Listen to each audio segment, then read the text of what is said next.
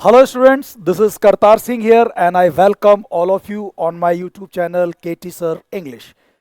And you are also welcome on my mobile app KT Sir English. दोस्तों आज बड़े लंबे इंतज़ार के बाद फिर एक क्लास आपको मिल रही है और इंतज़ार का फल हमेशा मीठा ही होता है। तो ये पोयम भी आपको बड़ी अच्छी लगेगी, बहुत गज़ब की मज़ेदार पोयम है। A song for Saint Cecilia's day, बहुत प्यारी पोयम है, कंपोज्ड बाय जॉन ड्राइडन। ये म्यूजिक के लिए लिखी गई जो सबसे अच्छी पोयम्स हैं उनमें से एक है। ये एक प्रकार का ओड है जो जॉन ड्राइडन ने लिखा है। 18 1687 में इन्होंने ये लिखा। ये सेंट सिसिलिया जो है ये एक सेंट है, म्यूजिक की एक पैट्रॉन है। इन्होंने म्यूज़िक के लिए अपनी जान दे दी। ये म्यूज़िक की बहुत बड़ी सेंट थी, इन्होंने बहुत मैजिकल ऐसे काम भी किए हैं और इनको एक सेंट का दर्जा दिया गया है। और उनकी प्रेज के लिए ये जो ओड है ये लिखा गया है जॉन ड्राइडन के द्वारा। थोड़ा सा हम बात करते हैं जॉन ड्राइडन के बारे में, थोड़ी सी हम बात करते हैं सेंट सिसिलिया के बारे में, और थोड़ा सा इस पोएम के स्ट्रक्चर और इस पोएम के फॉर्म के बारे में और इस पोएम की थीम के बारे में, ये सब बातें करते हैं। फिर मैं आपको इस क्लास में टेक्स्ट भी पढ़ाऊंगा और बहुत अच्छे इमेजेस के साथ हम इस टेक्स्ट को पढ़ेंगे। I hope you will definitely enjoy the class. और अगर आपको एक क्लास पसंद आए तो प्लीज़ आप इस क्लास को शेयर साथ साथ में कर देना, लाइक तो आप कर ही देंगे। और अब तक आपने अगर ये यूट्यूब चैनल अपना सब्सक्राइब नहीं किया है तो आप कर लीजिए, ताकि आपको आगे भी इस तरह की इंपॉर्टेंट क्लासेस मिलती रहें। और उसका जो बेल आइकन है उसको भी आप प्रेस कर देना, ताकि आपके पास नोटिफिकेशन भी दोस्तों आते रहे। तो हियर वी गो, शुरू करते हैं। A song for Saint Cecilia's days. आप देख पा रहे होंगे इस थंबनेल के अंदर, ये सेंट सिसिलिया हैं जो कि एक सेंट हैं। और इन्होंने इनकी जो पूरी लाइफ थी वो म्यूजिक के लिए थी। और इन्होंने एक ऑर्गन नाम का एक म्यूजिकल इंस्ट्रूमेंट जो आप दिख रहा होगा यहाँ पे, ये एक ऑर्गन जो है ये म्यूजिकल इंस्ट्रूमेंट है जो आप ये कह सकते हैं कहीं ना कहीं सेंट सिसिलिया ने ही इन्वेंट किया था। और 230 AD, after death of Christ 230 इनकी डेथ हो गई थी और ये मार्टियर जो है इनको प्रोक्लेम किया गया। और इनका एक बहुत मैजिक था। लोग कहते हैं कि इनके ऑर्गन जिस तरह से बजाती थी, प्ले करती थी, ये ह्यूमन बीइंग्स में ना रिलीजियस फीलिंग्स को, लव फॉर गॉड जो फीलिंग्स हैं उनको ये अराइज करती है। और इतनी प्यारी धुन है, इतना स्वीट, इतना इतना मेलोडियस म्यूजिक आप कह सकते हैं कि इनके ऑर्गन से प्ले करती थी कि एक बार तो कोई एंजल भी जो है उनको लगा कि यार ये जो म्यूजिक है ये तो एक हेवनली म्यूजिक है, ये तो कोई एक हेवनली रिलीजियस म्यूजिक है। और वो यहाँ पर ये समझ कर आ गई कि यार ये हेवन में कहीं बज रहा है। और कहते हैं कि जो स्वर्ग की, जो पैराडाइज की, जो हेवन की जो एंजल थी वो भी कंफ्यूज हो गई, इनके इतने प्यारा म्यूजिक था और वो हेवन समझ करके यहाँ पर आ गई जो आप देख रहे हैं। और इस मैजिक की वजह से ही इन्हें सेंट का दर्जा दिया गया and she is known as patron of music. बहुत अच्छी अच्छी बातें मैंने आपको शुरू में बता दी हैं और थोड़ा सा इसके बारे में डिटेल हम पढ़ते हैं दोस्तों। देखिए, जो सेंट, ये जो पहले तो हम बात करते हैं जॉन ड्राइडन। जॉन ड्राइडन जो थे दोस्तों, ये इनका जो बर्थ था ये 1631 में हुआ और 1700 जो था इनका ये एक लाइफ स्पैन रहा। 9 दिसंबर को ये पैदा हुए थे, 9 दिसंबर 1631। और अगर आपको लिटरेरी पीरियड्स के बारे में दोस्तों पता हो तो ये जो पीरियड था ये द रिस्टोरेशन एज, ये रिस्टोरेशन एज चल रहा था। रिस्टोरेशन एज जो है वो 1660 से 1700 तक ही माना जाता है जब इनकी डेथ हुई। कहते हैं कि जॉन ड्राइडन की डेथ से ही रिस्टोरेशन एज खत्म हो गया। और इस एज में जॉन ड्राइडन का इतना गजब का इफेक्ट था, इतने डोमिनेट करते हैं इस पूरी एज को। इन्होंने इतना सारा पोएम्स लिखी, बहुत बड़े क्रिटिक्स थे, इन्होंने काफ़ी सारे क्रिटिसिज्म लिखे, इन्होंने बहुत अच्छी अच्छी जो ग्रीक जो लिटरेचर था उनको ट्रांसलेट किया, वर्जिल के ईनीड को, होमर के इलियड और ओडेसी को, फेबल्स जो थी ईसॉप की उनको इन्होंने ट्रांसलेट किया। इन्होंने कई पॉलिटिकल जो वर्क्स थे उनको भी इन्होंने ट्रांसलेट किया। बहुत गजब के ट्रांसलेटर थे, क्रिटिक्स थे, है ना। ड्रामेटिक पोइजी इन्होंने जो है लिखा। और ये एप्सलम एंड अकीटफेल जो इनका बहुत गजब का सटायर है, ये बहुत गजब के सटायरिस्ट थे। मैक फ्लैकनो इन्होंने एक पर्सनल सटायर लिखा, ठीक है ना। बहुत प्यारी प्यारी इन्होंने कविताएं लिखी। तो ये उस एज में इनका इतना ज़्यादा प्रभाव था कि उसे हम लोग ना एज ऑफ ड्राइडन भी कहा जाता है। एज ऑफ ड्राइडन भी इन्हें कहा जाता है। इनका जन्म जो था लंदन में हुआ, और ये लंदन में ही इन्होंने स्कूलिंग की, वहीं पे इन्होंने कॉलेज किया। और बहुत ही अच्छे, बहुत ही प्रैक्टिकल बंदे थे। कहा जाता है कि कॉलेज टाइम में भी इनका दबदबा था, बहुत एक मैन ऑफ लेटर्स, जैसे जॉन मिल्टन को कहा जाता है, ऐसे ही इस एज का इनको मैन ऑफ लेटर्स कहा जाता है, जिनका हर एरिया के अंदर बहुत अच्छा जो था वो मास्टरी थी। ये बहुत अच्छा लिखते थे, है ना। इनका अच्छा नाम था, लेकिन लोग इनसे कुछ चिढ़ते भी थे, कुछ लोग इनकी मजाक भी उड़ाते थे क्योंकि इनकी हाइट थोड़ी छोटी थी, है ना। और ये कस्में वगैरह खाया करते थे, तो इसलिए भी इनको थोड़ा सा लोग चिढ़ाते थे, ठीक है ना। ये कुछ इनमें ऐसी आदतें थी कि ये लोगों की बहुत ज़्यादा क्रिटिसाइज करते थे। तो कई बार इतना ज़्यादा क्रिटिसाइज कर देते थे, जैसे चार्ल्स सेकंड जो उस समय राजा थे उनकी भी इन्होंने क्रिटिसिज्म कर दी, क्योंकि ओलिवर क्रॉमवेल के साथ थे शुरू में। तो इन्होंने चार्ल्स सेकंड की जो है वो क्रिटिसिज्म कर दी। चार्ल्स सेकंड के साथ साथ में उनके जो और भी जो कोटियर्स थे, है ना, उनकी भी इन्होंने जो है जैसे रॉचेस्टर थे, अर्ल ऑफ रॉचेस्टर, उनकी इन्होंने जो है क्रिटिसिज्म कर दी। बाद में उन्होंने इनको पिटवाने के लिए गुंडे भी भेजे, और कहा जाता है कि इनकी पिटाई भी हो गई, ठीक है ना। तो ये बड़े दिलचस्प इनके साथ कुछ किस्से भी हैं, बट ओवरऑल ये बहुत प्रैक्टिकल थे। और कहा जाता है कि ये टर्न कोट थे, जो एक कहावत चलती है इंग्लिश में, टर्न कोट, ये टर्न कोट थे दोस्तों। टर्न कोट क्या होता है? जो बार बार अपने पार्टीज को बदल लेते हैं, अपने प्रिंसिपल्स को चेंज कर लेते हैं। तो कहा जाता है कि ये पहले पॉलिटिक्स की अगर हम बात करें तो ये ओलिवर क्रॉमवेल के साथ थे, ओलिवर क्रॉमवेल के साथ थे, जिनके साथ जॉन मिल्टन भी था, अगर आपको ध्यान हो तो ये ओलिवर क्रॉमवेल के साथ थे, यानी रिपब्लिकियन थे। जैसे ही ओलिवर क्रॉमवेल का शासन चला गया, और जैसे ही फिर रिस्टोरेशन एज आ गया, चार्ल्स सेकंड राजा बन गए, ठीक है ना। तो जैसे ही चार्ल्स सेकंड आए, ये चार्ल्स सेकंड के साथ हो गए, है ना। ये चार्ल्स सेकंड के साथ हो गए और ये मोनार्की की तरफ आ गए। पहले जहां ये रिपब्लिकियन थे, अब ये मोनार्की हो गए, तो इनका पॉलिटिक बिलीफ चेंज हो गया। फिर ये चार्ल्स सेकंड के साथ रहे और ये पुरिटन थे, ये पुरिटन रहे। फिर जैसे ही जेम्स सेकंड राजा आए बाद में, वो कैथोलिक थे, तो फिर ये कैथोलिक बन गए। तो कहते हैं कि ये टर्न कोट थे, ये बार बार अपनी पार्टी बदलते थे, ये अपॉर्चुनिस्ट थे, अवसरवादी थे। मौका देख करके ये अपने हिसाब से अपने आप को ढाल लेते थे, चेंज कर लेते थे। तो ये हमेशा फेवर में रहते थे। जो भी किंग होता था, जो भी पॉलिटिशियन होता था, जिसका पावर होती थी, ये उसके फेवर में रहते थे। और चूंकि चार्ल्स सेकंड में मोनार्की को उन्होंने एक्सेप्ट कर लिया, तो इनको जो है ना 1668 में इंग्लैंड का पहला जो है वो पोएट लॉरेट बनाया गया। इनको पहला पोएट लॉरेट जो है इनको बनाया गया। और ये 1688 तक रहे, जब वो ब्लड लेस रिवॉल्यूशन हुई इंग्लैंड में, तब तक ये जेम्स सेकंड जैसे आए। फिर चूंकि ये इनका थोड़ा फिर वो दबदबा बदल गया, फिर टॉमस शैडवेल जो है बाद में पोएट लॉरेट बने। लेकिन पहले इंग्लैंड के पहले formal poet laureate John Dryden को कहा जाता है। और चूंकि ये 1668 में पोएट लॉरेट बने, है ना, तो इसी वजह से इन्हें जो है, देखो, इसी वजह से इन्हें कहा गया कि भाई आप सेंट सिसिलिया का जो एक डे मनाया जाता है, तुम चूंकि पोएट लॉरेट हो, राष्ट्र कवि हो, राज कवि हो, तो तुम्हें सेंट सिसिलिया के ऊपर एक कविता लिखनी चाहिए। तो देखो, एक म्यूजिकल सोसाइटी थी of London, the musical society of London.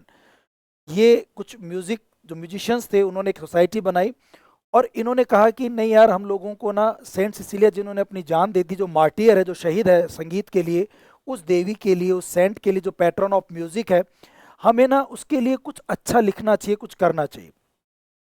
तो 1683 में म्यूजिकल जो सोसाइटी ऑफ लंदन थी, उन्होंने सबसे पहले सेंट सिसिलिया पर ऐसे गीत लिखने शुरू किए, और उनके ऊपर 22 नवंबर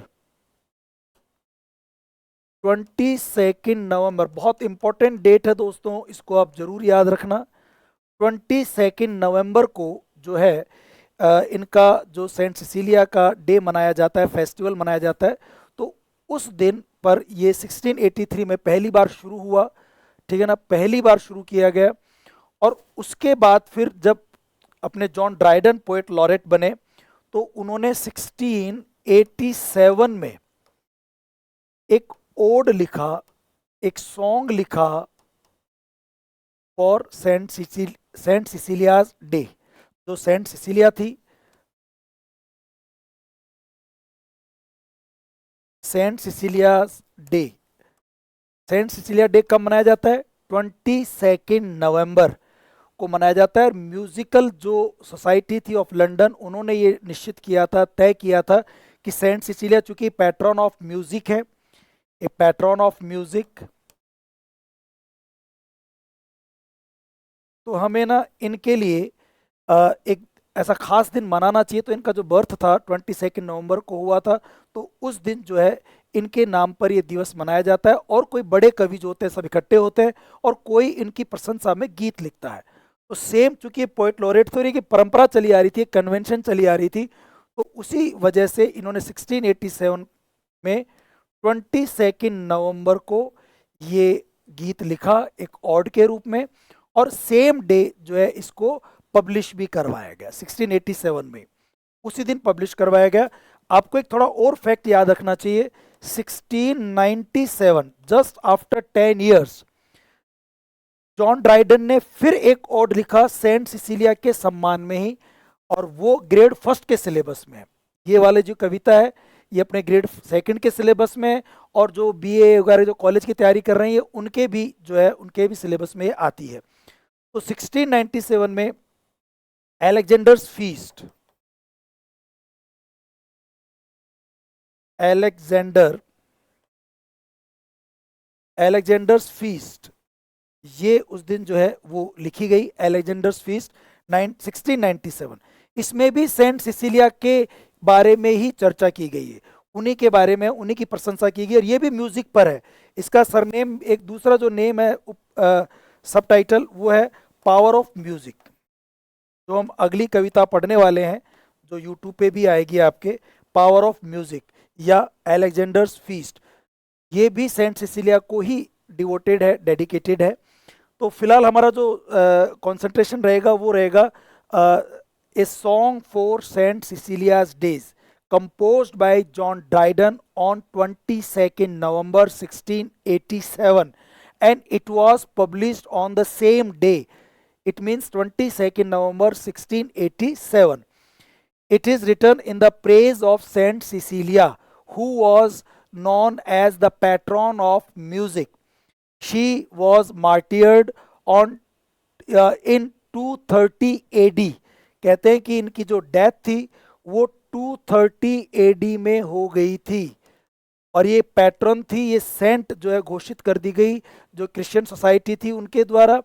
और फिर इनका हर साल जो है वो दिवस 22 नवंबर को मनाया जाता है। और आप एक बात और ध्यान रखना, 22 नवंबर जो है 1683 से एक प्रॉपर तरीके से शुरू हुआ था, उससे पहले भी मनाया जाता था सेंट सिसिलिया डे, बट एक फॉर्मल तरीके से, ऑफिशियल तरीके से म्यूजिकल सोसाइटी की तरफ से ये 1683 से शुरू होता है। और इसमें जो सबसे ज़्यादा जो फेमस ऑड सेंट सिसिलिया पे लिखे गए हैं वो जॉन ड्राइडन लिखे हैं, और दो लिखे हैं, और दोनों ही इसने लिखे हैं, एक 1687 में और एक 1697 में, ठीक है ना। इस पोयम की अगर हम बात करें दोस्तों, तो आप देखना इस पोयम के अंदर 8 स्टेंजाज हैं। देर आर 8 स्टेंजाज, जिसमें 7 स्टेंजा तो शुरू में पोयम के बारे में है ही, फिर लास्ट में इसमें कंक्लूजन जो है वो ग्रैंड कोरस है, एक ग्रैंड कोरस, सामूहिक गीत जो बहुत भव्य तरीके से गाया गया है। 7 स्टेंजाज हैं इसके अंदर, और 7 स्टेंजाज जो हैं ये सिंगल स्पीकर गा रहा है। ये कोई एक सिंगल स्पीकर जो अपना पोएट ही है वो इसको जो है आवाज दे रहा है, और ये ग्रैंड कोरस जो है ये पूरा एक बैंड, एक कोरस, एक क्वायर जो है इसको सिंग कर रहा है, ठीक है ना। जो 7 स्टेंजाज हैं और जो प्लस ये जो ग्रैंड कोरस है ये 8th स्टेंजा आप मान लीजिए, इनमें टोटल मिलाकर के अगर आप देखेंगे तो देर आर 63 लाइन्स। ये बहुत इंपॉर्टेंट फैक्ट है जो आपके सामने आ रहे हैं, इसमें 63 लाइन्स हैं। और थोड़ा अगर इसको और आप देखें, डिवाइड करें, तो जो फर्स्ट स्टेंजा है जिसमें इंट्रोडक्शन है और ये बताया गया है कि जो पूरी दुनिया है वो म्यूजिक से ही बनी है, म्यूजिक ने ही दुनिया बनाई है, पहले स्टेंजा में बात आती है। 8th स्टेंजा में कि म्यूजिक से ये दुनिया खत्म होगी, दुनिया बनेगी भी म्यूजिक से, बनी भी म्यूजिक से है, और जब कभी डूम्स डे आएगा, जजमेंट डे आएगा, तो ये खत्म भी जो होगी वो म्यूजिक से ही होगी। फर्स्ट स्टेंजा में जो है उसमें 15 लाइन्स हैं। कितनी लाइन्स है दोस्तों? 15। और इसमें पोएम का इंट्रोडक्शन किया गया है और ये बताया गया है कि इस दुनिया का क्रिएशन कैसे होगा। फिर अगर हम बात करें दोस्तों सेकंड स्टेंजा की, ये सब चीज़ें ना आपको नोट्स में मिल जाएंगी। जो लोग इसको और भी आगे पढ़ना चाहते हैं तो ये इसका जो सेकंड पार्ट है जिसके क्वेश्चन आंसर है वो ऐप पे आएंगे। ऐप का नाम है केटी सर इंग्लिश। तो वहाँ पर अगर आप इसको प्रॉपरली तरीके से पढ़ना चाहते हैं तो वहाँ आपको सब चीज़ें मिल जाएंगी दोस्तों। जो ये नोट्स के रूप में मिलेंगे, मैंने इसके प्रॉपर नोट्स बनाए, एक टेबल बनाई है कितने स्टेंजा में कौन सी लाइनर, क्या उसके अंदर थीम है और कौन सा इंस्ट्रूमेंट यूज़ किया, अगर वो कौन इंस्ट्रूमेंट कौन सा इमोशन अराइज करता है, वो सब बातें एक टेबल फॉर्म में मैंने आपको बना के दी है। सेकेंड स्टेंजा की बात करें तो दोस्तों इसमें 9 लाइन्स हैं। फिर अगर आप थर्ड स्टेंजा की बात करें तो इसमें 8 लाइन्स हैं, ठीक है ना। फिर अगर फोर्थ स्टेंजा, इसके बाद सिंपल है, फोर्थ स्टेंजा की बात करें तो इसमें 4 लाइन्स हैं। फिफ्थ स्टेंजा की बात करें तो 5 लाइन्स हैं। अगर आप 6 स्टेंजा की बात करें तो इसमें 6 लाइन्स हैं। 7 स्टेंजा की बात करें तो 7 लाइन्स हैं। 8th स्टेंजा की बात करें तो इसमें वापस जो है फिर 9 लाइन्स हैं। 8th में फिर 9 लाइन्स हैं, है ना। तो आप टोटल अगर करेंगे तो देखना, आप टोटल को जोड़ के देख लेना, 63 लाइन्स आ जाएंगी। और याद करना भी आसान है, फोर्थ में 4 लाइन्स, फिफ्थ में 5 लाइन्स, सिक्स्थ में 6 लाइन्स, 7 में 7 लाइन्स और 8th में 9 लाइन्स। 2 बार 9 लाइन्स हैं। अब इसको देख करके आप बता सकते हैं कि सबसे बड़ा स्टेंजा कौन सा है। अगर हम इसमें देखें तो सबसे बड़ा जो स्टेंजा है अपना ये फर्स्ट स्टेंजा है, द लॉन्गेस्ट, सबसे लंबा। और सबसे छोटा देखें तो 4 लाइन वाला है, फोर्थ स्टेंजा है जो स्मॉलेस्ट है, सबसे छोटा है। बात समझ आ रही है आपको? तो सबसे छोटा स्टेंजा कौन सा है? फोर्थ। सबसे बड़ा स्टेंजा कौन सा है? फर्स्ट, ठीक है ना। अब आप देखेंगे तो फर्स्ट स्टेंजा में तो इंट्रोडक्शन बताया गया है और ये बताया गया है कि जो दुनिया है, जो उसका जो यूनिवर्स है पूरा, ये जो अर्थ है, ये जो यूनिवर्स है, कॉस्मोस है, it was created by the harmony, by the music, by the heavenly harmony. ये उसी से बना है। दूसरे स्टेंजा में बताया गया है कि म्यूजिक से आप हर प्रकार के पैशंस को अराइज कर सकते हैं और क्वेल कर सकते हैं, शांत कर सकते हैं और उसको पैदा कर सकते हैं, ठीक है ना। और फिर इसमें यहाँ जूबल, जूबल नाम का एक लिटरेरी जो कैरेक्टर है उसका भी जिक्र किया गया है, जो फर्स्ट जो है म्यूजिशियन माने जाते हैं, फादर ऑफ म्यूजिक माने जाते हैं, जो जिनका जिक्र जो है वो बाइबल में भी है। जेनेसिस के 4th चैप्टर के 21 लाइन के अंदर इनका जिक्र किया गया है।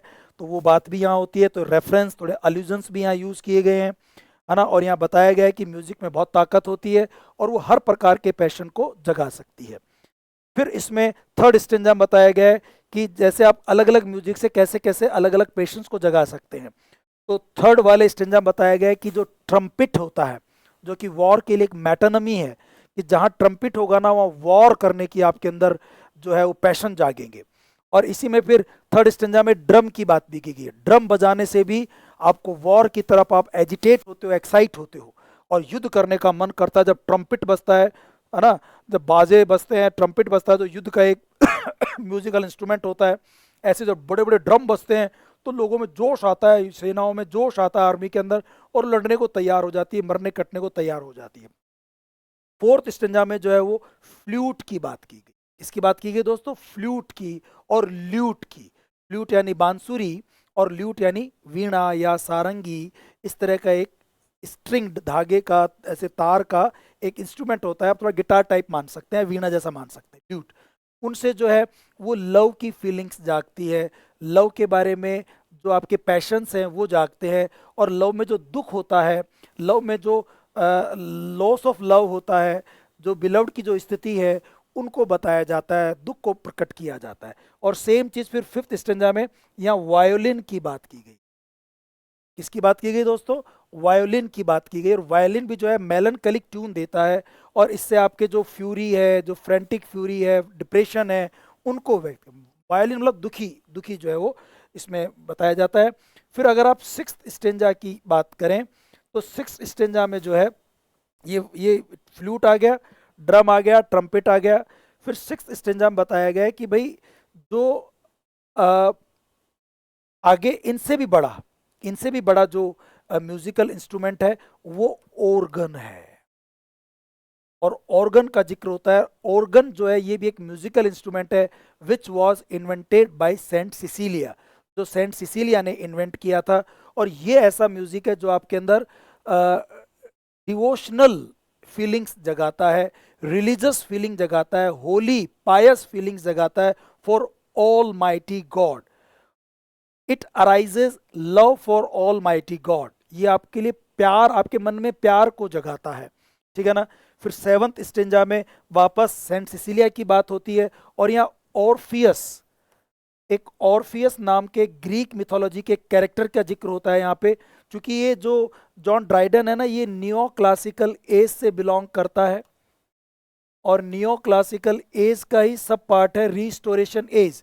और इस एज में ना पुराना जो क्लासिकल लिटरेचर था उसको पढ़ने लगे हैं लोग बाग, और उनके कैरेक्टर्स के बारे में जानने लगे हैं।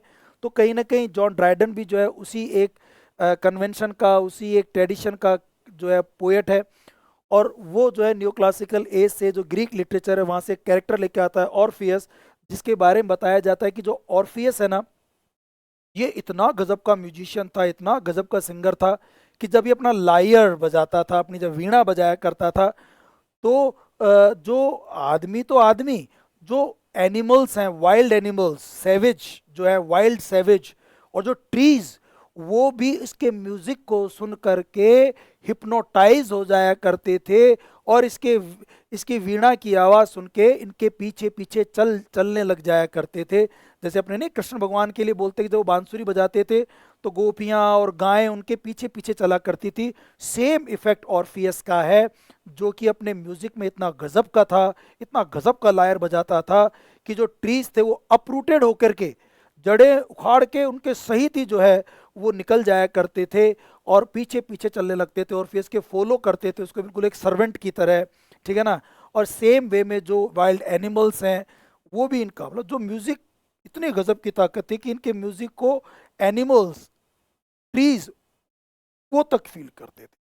लेकिन फिर यही कहता है कि इससे भी गजब का जो पोएट, जो म्यूजिशियन है वो ऑर्फियस से भी जोरदार, वो क्रिश्चियनिटी में है, ग्रीक नहीं, वो ग्रीक तो पेगन है, यहाँ पर है, हमारे इंग्लैंड में है, जो सेंट सिसिलिया है, जो 230 एडी में मार्टियर प्रोक्लेम कर दी गई थी।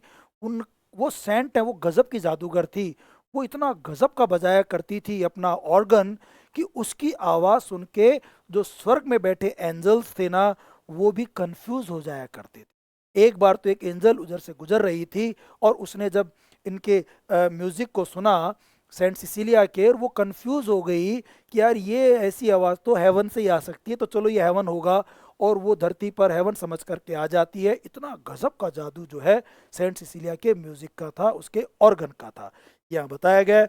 और लास्ट एट्थ स्टेंजा जो कि ग्रैंड कोरस है, ग्रैंड कोरस है, उस ग्रैंड कोरस में बताया गया है कि जो है इसका जो म्यूजिक है वो, उसका असर पूरे हेवन तक है, पूरी दुनिया में तो है ही, हेवन में भी है, वहाँ के लोग भी इसके म्यूजिक को एंजॉय करते हैं। और अब ये कहता है कि जिस प्रकार म्यूजिक की शुरुआत से, म्यूजिक से जैसे दुनिया बनी, कॉस्मोस बना, यूनिवर्स बना, in the same way music से ही दुनिया खत्म होगी।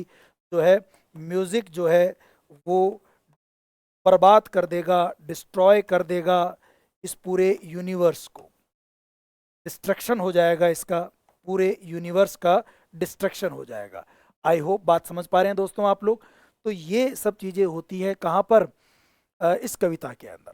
बहुत प्यारी कविता है, आई होप मैं आपको ये कविता शॉर्ट में समझा पाया। अब इसको हम लोग डेप्थ में तो पढ़ेंगे ही पढ़ेंगे।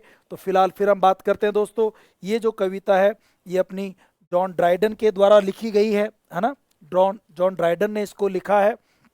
और ये न्यो क्लासिकल एज के थे, रिस्टोरेशन एज के थे। ये कविता म्यूजिक की ताकत की बात करती है, और इसमें सेंट सिसिलिया के म्यूजिक की पावर को बताया गया है, ऑर्फियस के म्यूजिक के पावर को बताया गया है, और किस प्रकार से म्यूजिक से पूरी दुनिया बनी है और दुनिया बर्बाद भी हो सकती है, ये सब भी इस कविता के अंदर हमें बताया गया है। ठीक है ना दोस्तों, आई होप सारी बातें आपको समझ में आ गई होंगी। इस कविता में ना अलग अलग स्टेंजा में अलग अलग लाइन्स हैं, तो कहीं पर भी ऐसे स्टेंजा फॉर्म इवन नहीं है, इक्वल नहीं है। कहीं आप देख रहे हैं कहीं 15 लाइन्स हैं तो कहीं 4 लाइन्स भी हैं, और न ही इसका कोई प्रॉपर राइम स्कीम है। हालांकि इसमें कई जगह हेरोइक कपलेट्स का जॉन ड्राइडन ने यूज़ किया है, जो कि जॉन ड्राइडन हेरोइक कपलेट लिखने में बहुत ज़्यादा कॉम्पिटेंट भी थे। उन्होंने चूंकि एक न्यो क्लासिकल एज के हैं, तो क्लासिकल एज में हेरोइक कपलेट्स में लिखे जाते थे, ग्रीक मिथोलॉजी में लिखे जाते थे, तो इन्होंने उसको कॉपी किया है। बट यहाँ पर बहुत ज़्यादा इन्होंने हेरोइक कपलेट को भी यूज़ नहीं। कई लाइन्स हेरोइक कपलेट क्या होता है, जो आयम्बिक पेंटामीटर में लिखी गई हो लाइन्स, और जिनकी rhyme scheme A A B B C C हो। तो ये तो यहाँ पर ये जो है फॉलो नहीं करता। बट फिर भी अधिकतर लाइन जो है वो आयम्बिक तो लिखी गई, मीटर आयम्बिक है, पेंटा नहीं कह सकते, मीटर आयम्बिक है, मतलब अनस्ट्रेस सिलेबल और उसके बाद स्ट्रेस सिलेबल, ऐसे फॉलो इसने किया है। बहुत सारे फिगर ऑफ स्पीचेज यूज किए हैं, पर्सोनिफिकेशन बहुत है, एलिट्रेशन बहुत है। आप कविता को पढ़ेंगे हर लाइन में आपको एलिट्रेशन मिल जाएगा, लगभग हर लाइन में आपको पर्सोनिफिकेशन मिल जाएगा। ओनोमोटोपिया का बहुत खूबसूरत, क्योंकि म्यूजिक की बात हो रही है तो ओनोमोटोपिया का भी खूब यूज इसने किया है। खूबसूरत विजुअल ऑडियो इमेजरी का यूजेस किया गया है, जिसको मैंने भी महसूस करके आपके लिए फोटोज इमेजेस बनाई हैं। ठीक है ना, तो गजब की कविता है, फिगर ऑफ स्पीच बहुत यूज किए, बहुत म्यूजिकल पोयम है।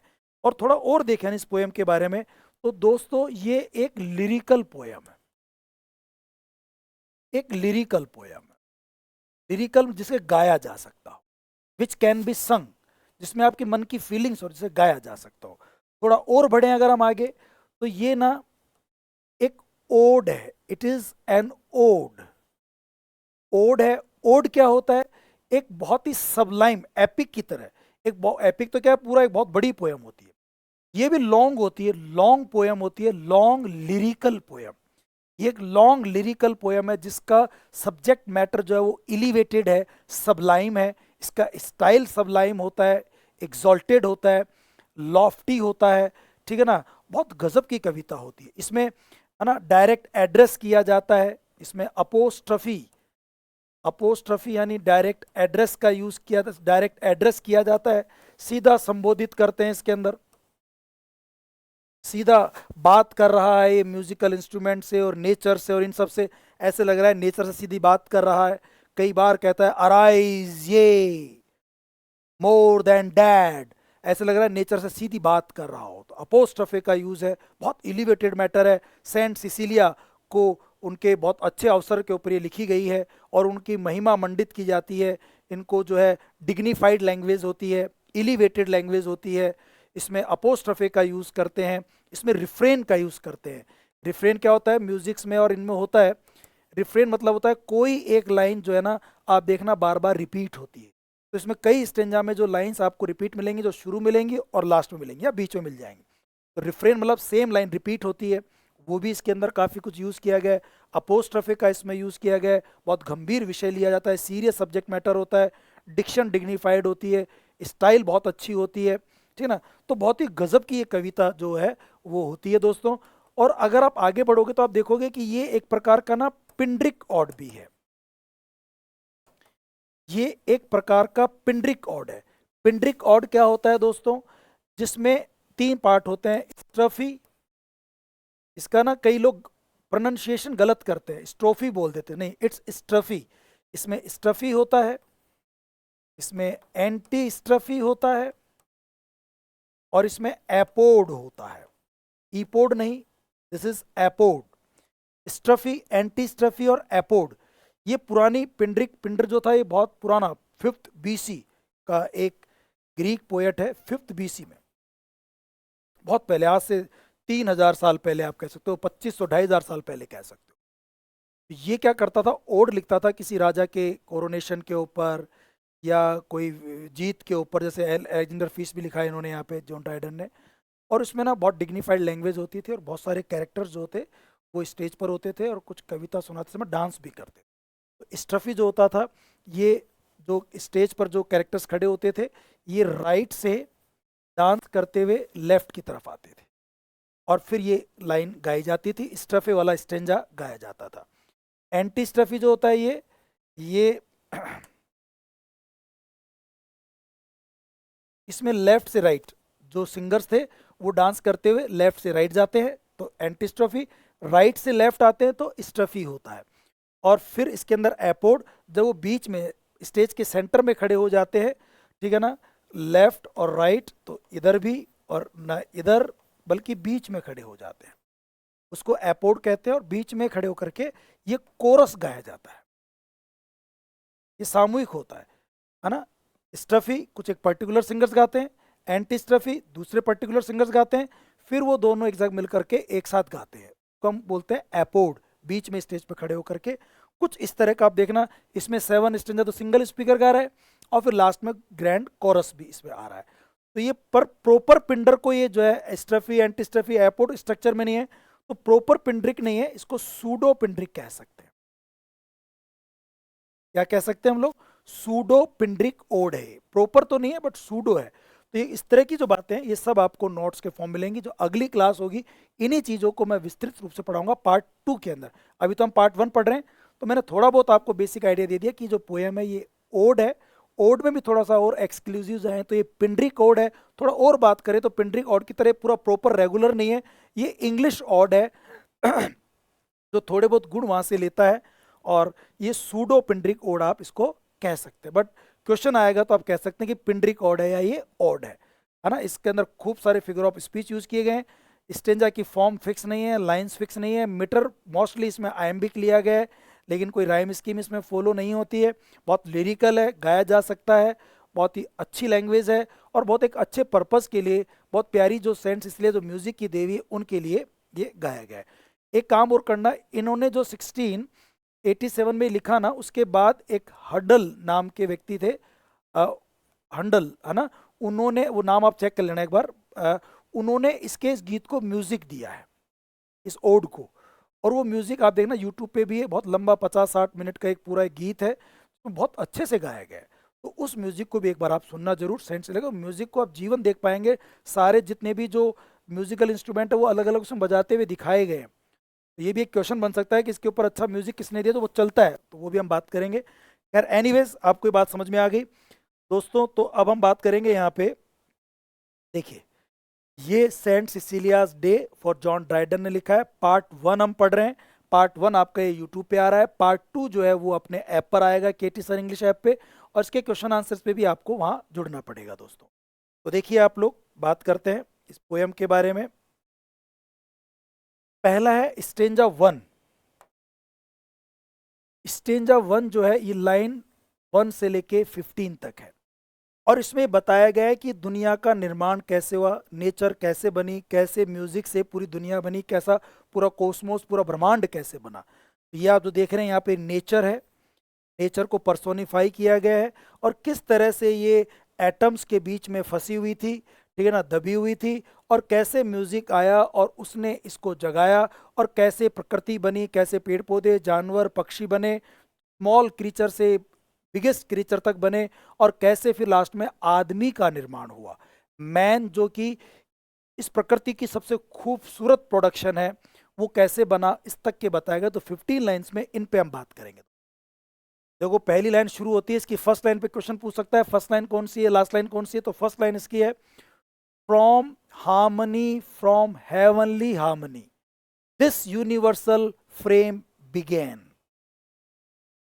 when nature underneath a heap of jarring atoms lay and could not heave her head। तो ये क्या कह रहा है इन लाइंस के अंदर, कि जो दुनिया यूनिवर्सल जो फ्रेम बनना शुरू हुआ, यूनिवर्सल ये जो कॉस्मोस, ये जो पूरी दुनिया हमारी बनी, इसका फ्रेम प्रोडक्शन, इसका जो प्रोडक्शन हुआ वो कैसे शुरू हुआ दोस्तों, म्यूजिक से। फ्रॉम हार्मनी, हार्मनी यानी वैसे तो होता है एक लय म्यूजिक के अंदर, जहाँ म्यूजिक बिल्कुल एक सही लय में चलता है, ऊपर नीचे नहीं, बिल्कुल बराबर चलता है, या म्यूजिक कह सकते हैं। ये जो दुनिया बनी है ये म्यूजिक से बनी है। और म्यूजिक में थोड़ा उसने और आगे इंप्रूव किया, फ्रॉम हेवनली हार्मनी। म्यूजिक में भी किससे बनी है? हेवनली हार्मनी से बनी है, स्वर्ग के म्यूजिक से, ईश्वर के म्यूजिक से। हेवनली हार्मनी, हार्मनी यानी गॉड्स म्यूजिक, डिवाइन म्यूजिक, दैवीय म्यूजिक है, उससे बनी है दुनिया। जो ऑर्फियस है, सेंट सिसिलिया है, गॉड है, जूबल है, इनके म्यूजिक से, दैवीय म्यूजिक से, डिवाइन म्यूजिक से बनी है। ये दुनिया जो है डिवाइन म्यूजिक से बनी है। और देखना कितना खूबसूरत है, हार्मनी, हार्मनी वर्ड को यहाँ रिपीट किया गया है। इसे आप कहते हैं रिपीटिशन। इस कविता में रिपीटिशन का यूज किया गया है। फिर देखो आप, हार्मनी में एच, हेवन में एच, और फिर हार्मनी में एच। तो यहाँ एच एच एच इनका जो है वो जिक्र किया गया है। तो ये जब सेम कॉन्सोनेंट साउंड किसी शब्दों के शुरू में आते हैं दोस्तों, तो उन्हें आप एलिट्रेशन कहते हैं। क्या कहते हैं इसको? एलिट्रेशन कहते हैं। From harmony, from heavenly harmony, this universal frame began. इस पूरे ब्रह्मांड का निर्माण जो है वो म्यूजिक से शुरू हुआ, म्यूजिक से बना। The creation of the world, the creation of the universe, Cosmos was by only music, heavenly music, divine music.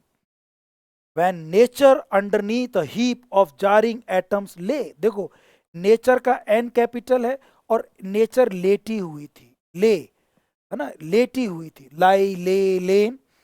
तो नेचर लेटी हुई थी, जैसे इंसान लेटता है, जैसे ह्यूमन बींग्स लेटता है। तो नेचर में कहीं ना कहीं ह्यूमन बींग्स को तरह लेटाया गया है। तो इसमें दोस्तों पर्सोनिफिकेशन कर, क्या कर दिया गया है? पर्सोनिफिकेशन। और देखो इस दुनिया का निर्माण हुआ, दुनिया का निर्माण मतलब ये एक तरह से प्रॉपर वो बात नहीं कर रहा, फ्रेम मतलब एक तरह से मेटाफोरिकल बात कर रहा है। तो ये मेटाफर भी खूब यूज किए गए हैं। मेटाफर यानी एग्जैक्टली वैसे नहीं, बट ये कहते हैं कि भाई इस दुनिया का जो मजा है ना वो म्यूजिक। तो साइंस से चीजें बनी है, भगवान ने चीजें बनाई हैं वैसे, बट म्यूजिक के बिना ये दुनिया नीरस है। इसका निर्माण म्यूजिक से हुआ है। जब तक म्यूजिक है आप जिंदा है, जिस दिन म्यूजिक खत्म हो गया आपके जीवन में इंजॉयमेंट भी खत्म हो गया। ठीक है ना, ये कहता है। तो ये दुनिया, ये मेटाफोरिकल यूज है। यहाँ पे शुरू में एलिटेशन देखो एच एच में यूज कर लिया, रिपीटिशन हार्मनी का हो ही रहा है। व्हेन नेचर अंडरनीथ, और नेचर लेटी हुई है, इसको पर्सोनिफाई कर दिया। कहाँ लेटी हुई है? अंडरनीथ यानी बीनीथ, नीचे। ए हीप, एक ढेर है, हीप ढेर, of jarring atoms. Jarring atoms क्या होता है? जैरिंग यानी कॉन्ट्राडिक्टरी, या आपस में जो क्लैश कर रहे हैं, या जो मूव कर रहे हैं, शिफ्ट कर रहे हैं इधर उधर। तो जो ये एटम्स थे, जो चीजें पड़ी हुई हैं, हमारे जो एलिमेंट्स हैं, पत्थर, कंकड़, पानी, है ना, ये सब चीजें, इनके नीचे कहीं ना कहीं नेचर लेटी हुई, नेचर लेटी हुई थी। And could not heave her head, देखो heave her head, H H H, 3 बार एच कॉन्सोनेंट साउंड रिपीट हो रहा है। तो इसे क्या बोलेंगे दोस्तों आप? इसे कहेंगे एलिट्रेशन। ये हो गया एलिट्रेशन, जिसमें एच साउंड जो है रिपीट हो रहा है। खूब एलिट्रेशन इस पोएम में, खूब पर्सोनिफिकेशन, खूब एलिट्रेशन, खूब ओनोमोटोपिया। तो कह रहा है कुड नॉट हीव यानी होता है उठना, लिफ्ट अप। ये उठ नहीं पाई। जो नेचर थी वो एटम्स, जो पूरी दुनिया में जो एटम्स थे, यानी जमीन जो है उसके नीचे नेचर दबी हुई थी। ये नेचर जो है इन एटम्स के बीच में दबी पड़ी थी। And could not heave, could not lift up her head, और अपने हेड को उठा नहीं पाई। देखो हर, हर किसके लिए यूज हुआ है? नेचर के लिए। यानी वापस क्या कर दिया गया इसको? देखो पर्सोनिफाई किया गया है। जैसे फीमेल के लिए हर यूज करते हैं, तो यहाँ पर किसके लिए यूज हो रहा है? नेचर के लिए यूज हो। Could not heave her head, वो अपने सिर को उस एटम के बर्डन की वजह से उठा नहीं पाई, और वो जीवन तब तक संभव नहीं था। लेकिन ये तो हार्मनी, हेवनली हार्मनी की वजह से ये दुनिया बनना शुरू हुई। और नेचर भी देखो फिर उठी, कैसे उठेगी देखिए। The tuneful voice was heard from high, तभी क्या हुआ? ऊपर से, फ्रॉम हाई, हाई यानी यहाँ पर हेवन। देखो हाई में एच और हर्ड में एच, फिर एच एच जो है रिपीट हो गया, अगेन एलिट्रेशन है, फिर एलिट्रेशन आ गया। द ट्यूनफुल वॉइस, बिल्कुल एक म्यूजिक है ना, मेलोडियस जो वॉइस थी, जो म्यूजिक था, जो सॉन्ग था, वो ऊपर हाई हेवन से, ईश्वर की तरफ से एक आवाज आई, एक वॉइस सुनाई दी। इसको, नेचर को ऊपर से, एक ऊपर से देखो, अभी देख रहे हो लहरें, स्वर लहरी जो है नीचे आई है, म्यूजिक से ऊपर लहरें आई, इस ब्रह्मांड को क्रॉस करते हुए धरती पर नेचर जो हमारी माँ है उसको वो ध्वनि सुनाई दी, वो म्यूजिक सुनाई दिया। आप शायद इमेज कर पा रहे होंगे, बहुत ही खूबसूरत यहाँ पर ऑडियो इमेजरी है, बहुत खूबसूरत विजुअल इमेजरी है, तो वो सुनाई देती है। Tuneful voice was heard from high, ऊपर से ट्यूनफुल म्यूजिक सुनाई देता है, वॉइस सुनाई देती है। अराइज, और वो क्या बोलती है आवाज, वो वॉइस क्या कहती है, उठो। देखो डायरेक्ट उठने की बोल रहा है, किसको, नेचर को, जैसे कि मानो नेचर सामने प्रेजेंट हो।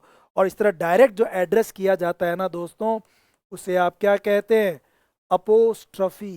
क्या कहते हैं इसको आप लोग, अपोस्ट्रफी कहा जाता है। उठो, यू, ये यू है, ये यानी यू प्लूरल के लिए आता है।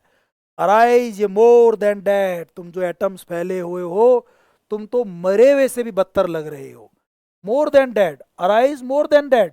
देखो आप, इसमें भी एक फिगर ऑफ स्पीच है, जो डैड से ज्यादा मरे हुए हैं उन्हें आप कैसे उठा सकते हो, भाई डैड को ही नहीं उठा सकते, और यहाँ डैड से भी ज्यादा जो है, ज्यादा हालत खराब है उनकी, नेचर की, एटम्स की, उनको उठने के लिए बोल रहे हो। तो इसमें कहीं ना कहीं एंटीथीसिस भी है, पैराडॉक्स भी है ना, पैराडॉक्स है इसके अंदर।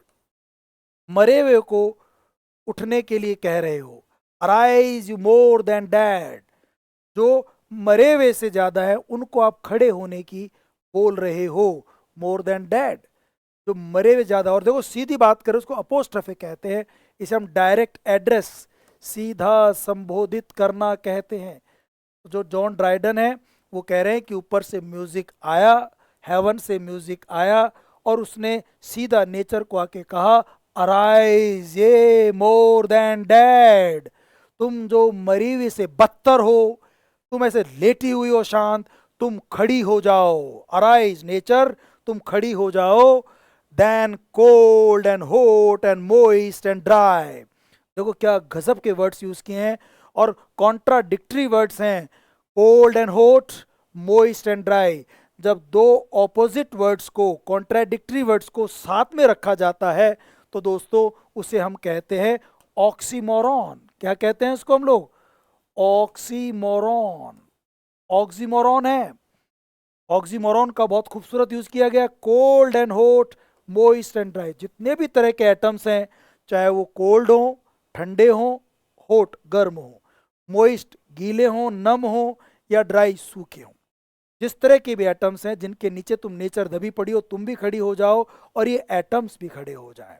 और देखो इसको लोग ऐसे भी कहते हैं, क्योंकि जो यूनिवर्स बना है ना, ये ग्रीक मिथोलॉजी में और क्रिश्चियन मिथोलॉजी माना जाता है, अपने यहाँ माना जाता है कि हम पांच पंच तत्व से मिलकर बने हैं। यहाँ पे चार तत्व दिए हैं। कोल्ड, कोल्ड यानी आप कह सकते हैं अर्थ, हॉट यानी फायर, आग, मोइस्ट यानी जिसमें नमी होती है वाटर, और ड्राई यानी एयर। ये तुम सब खड़े हो जाओ ताकि ये यूनिवर्स फ्रेम हो सके, ताकि ये दुनिया बन सके। तो then cold and hot and moist and dry, तुम सब खड़े हो जाओ, हॉट, कोल्ड, ड्राई, ठीक है ना, मोइस्ट यानी कि अर्थ, फायर, वाटर एंड एयर, और तुम सब मिलो, और तुम्हारे कंपोजिशन से, तुम्हारे मिलने से यूनिवर्स फ्रेम होगा। और इनको उठा कौन रहा है, हेवनली म्यूजिक, वो वॉइस जो ऊपर से आ रही है, वो कह रही है कि तुम उठो। In order to their station sleep, और तुम जहां पर भी हो, अभी जहां पर हो वहां से खड़े हो जाओ, लीप उछलो, निकलो बाहर, कहां दबे पड़े हो, उछलो, लीप अपनी अपनी जगह से, और एक सही जगह पे जाकर के सेटल डाउन हो जाओ, ताकि लाइफ शुरू हो सके, ये यूनिवर्स बन सके, ये धरती बन सके, ये वर्ल्ड बन सके। एंड म्यूजिक्स पावर ओबे। तुम खड़े हो, जहां जहां तुम छुपे पड़े हो, लीप अप, वहां से तुम खड़े हो जाओ और सीधा ओबे करो। किसकी पावर को? म्यूजिक की पावर को। देखो म्यूजिक की पावर को ओबे करना है, उछलना है, कूदना है, भर भर के इसके अंदर जो है पर्सोनिफिकेशन है। यहाँ देखो एटम्स को भी जो है इन्होंने क्या कर दिया, लीप, उछलने की बात कह रहा है, तो पर्सोनिफिकेशन यहाँ हो गया है। और कह रहा है म्यूजिक की पावर को ओबे करो, अगेन पर्सोनिफिकेशन। आज्ञा का पालन करना, जैसे इंसान आज्ञा का पालन करते हैं, ह्यूमन बींग्स आज्ञा का पालन करते हैं, in the same way atoms तुम भी ओबे करो। किसकी पावर को? म्यूजिक की पावर को। और कहीं ना कहीं देखो आप, म्यूजिक को भी पर्सोनीफाई कर दिया गया है।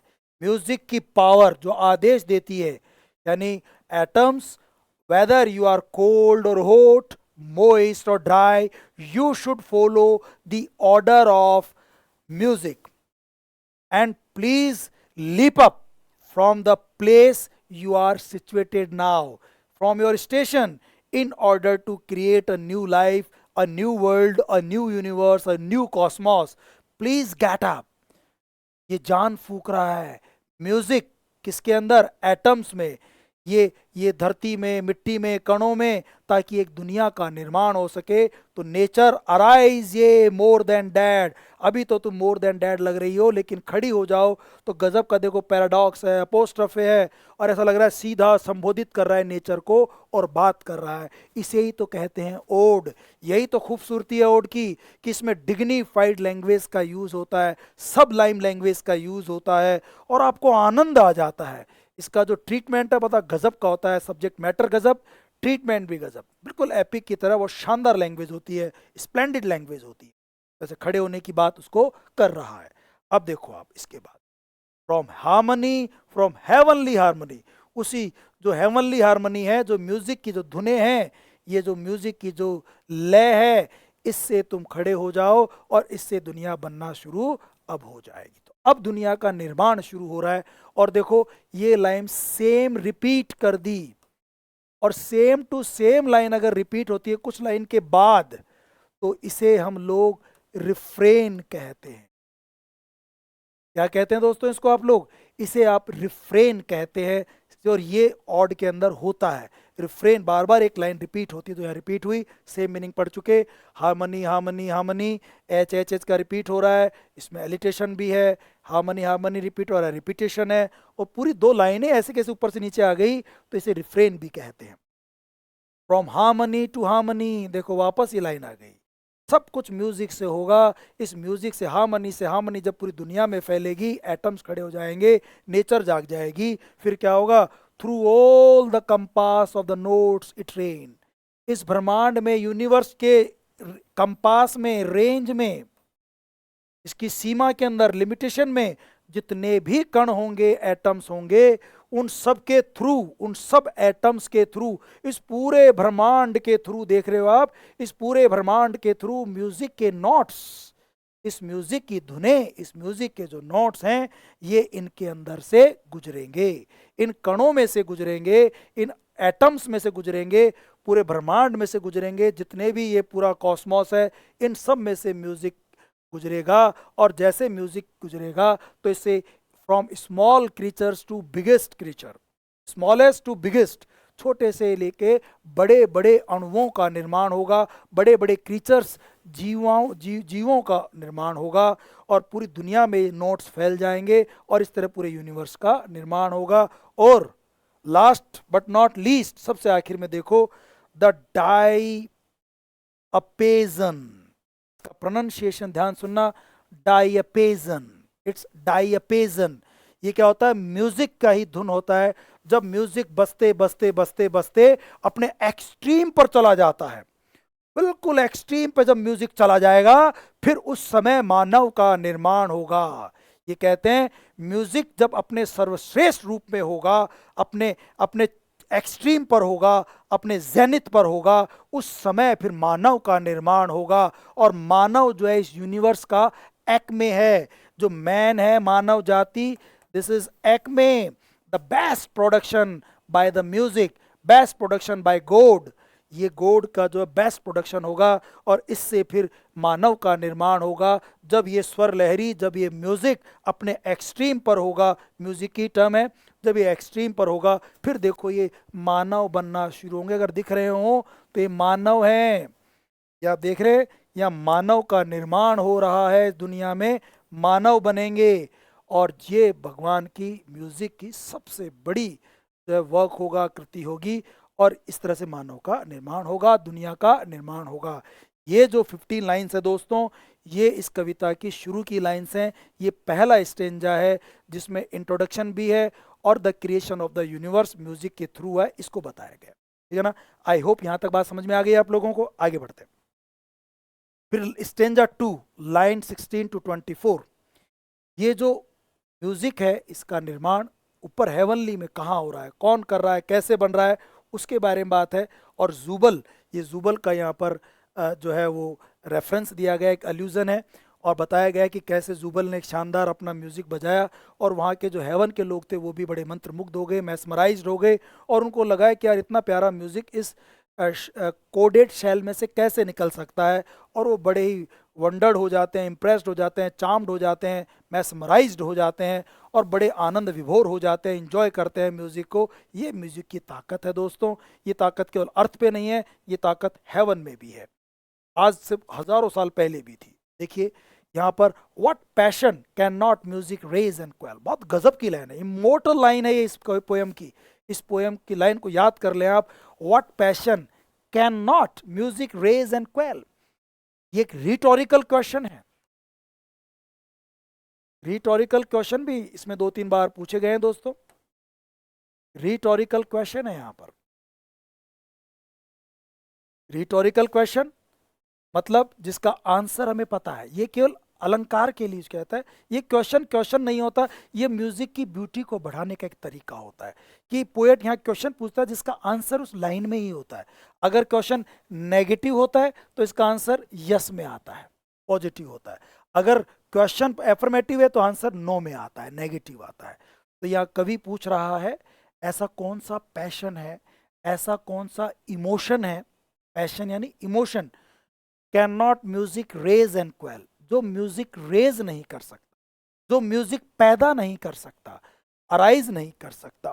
कौन सा ऐसा इमोशन है, पैशन यानी इमोशन,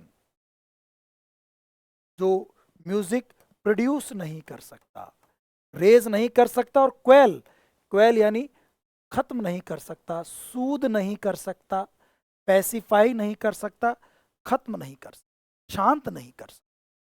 म्यूजिक हर तरह के पैशन को अराइज कर सकता है और हर तरह के पैशन को काम कर सकता है, काम डाउन कर सकता है, पैसिफाई कर सकता है, सूद कर सकता है, क्वेल कर सकता है।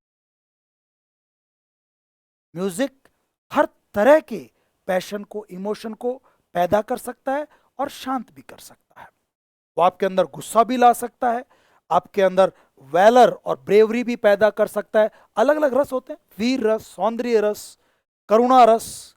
म्यूजिक में बहुत रस होते हैं, बहुत सारे पैशंस होते हैं, हर तरह के पैशन को पैदा। कौन सा ऐसा पैशन है जिसे म्यूजिक पैदा नहीं कर सकता, अराइज नहीं कर सकता, क्वेल नहीं कर सकता?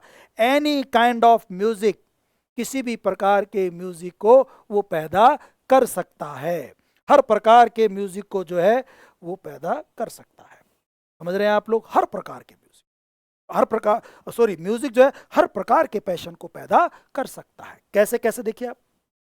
व्हेन जूबल, जूबल दोस्तों यहाँ पे अल्यूजन है, वो अल्यूजन कहते हैं। ये एक बिब्लिकल रेफरेंस है, बाइबल से लिया गया एक रेफरेंस है। बाइबल के जेनेसिस में, बाइबल के जेनेसिस में 421 में इसका बात की गई है। जूबल जो कि एक, आप कह सकते हैं गॉड है, एक तरह से गॉड, देवता है, म्यूजिक के देवता आप कह सकते हैं। और बाइबल में इनका जिक्र किया गया है, इन्हें फादर ऑफ म्यूजिक कहा जाता है, फादर ऑफ म्यूजिक कहा जाता है। इन्होंने ही लायर बनाई थी, वीणा, इन्होंने ही हार्प का इन्वेंशन किया था। और ये पहले म्यूजिशियन थे, है ना, जो ईडन गार्डन में रहते थे और वहाँ के जो देवी देवता आनंद लेने के लिए इनके म्यूजिक को सुना करते थे। तो when Jubal struck the corded shell, corded shell, shell वैसे देखो शंख वगैरह सीप वगैरह होते हैं, तो पुराने ज़माने में जो था ऐसा कोई ऐसी शेल वेल से ही उस पर कोडेड तार वार बांध करके और उसको इन्होंने अपने अंगुलियों से स्ट्रक किया, म्यूजिक बजाया। आप ये कह सकते हैं कोई हार्प, कोई लायर, वीणा, उस तरह का कोई एक म्यूजिक इन्होंने स्ट्रक किया। जब उनके तारों को झकझोरा, ऐसे तार को जैसे है ना आप गिटार के अंदर तार को ऐसे अंगुलियों से टच करते हैं तो एक बड़ा प्यारा सा सूदिंग म्यूजिक क्रिएट होता है। ऐसा एक बहुत ही डिवाइन म्यूजिक, हेवनली म्यूजिक वहाँ क्रिएट हुआ उस कोडेड, कोडेड यानी तार, शैल यानी वो म्यूजिकल इंस्ट्रूमेंट कह सकते हैं, म्यूजिकल इंस्ट्रूमेंट कह सकते हैं। ये जो आप देख रहे हो इस तरह का कोई हार्प, ये हार्प है, हार्प है जिसमें से ये ऐसे कोड्स लगे हुए हैं, तार लगे हुए हैं और इनको अपनी अंगुलियों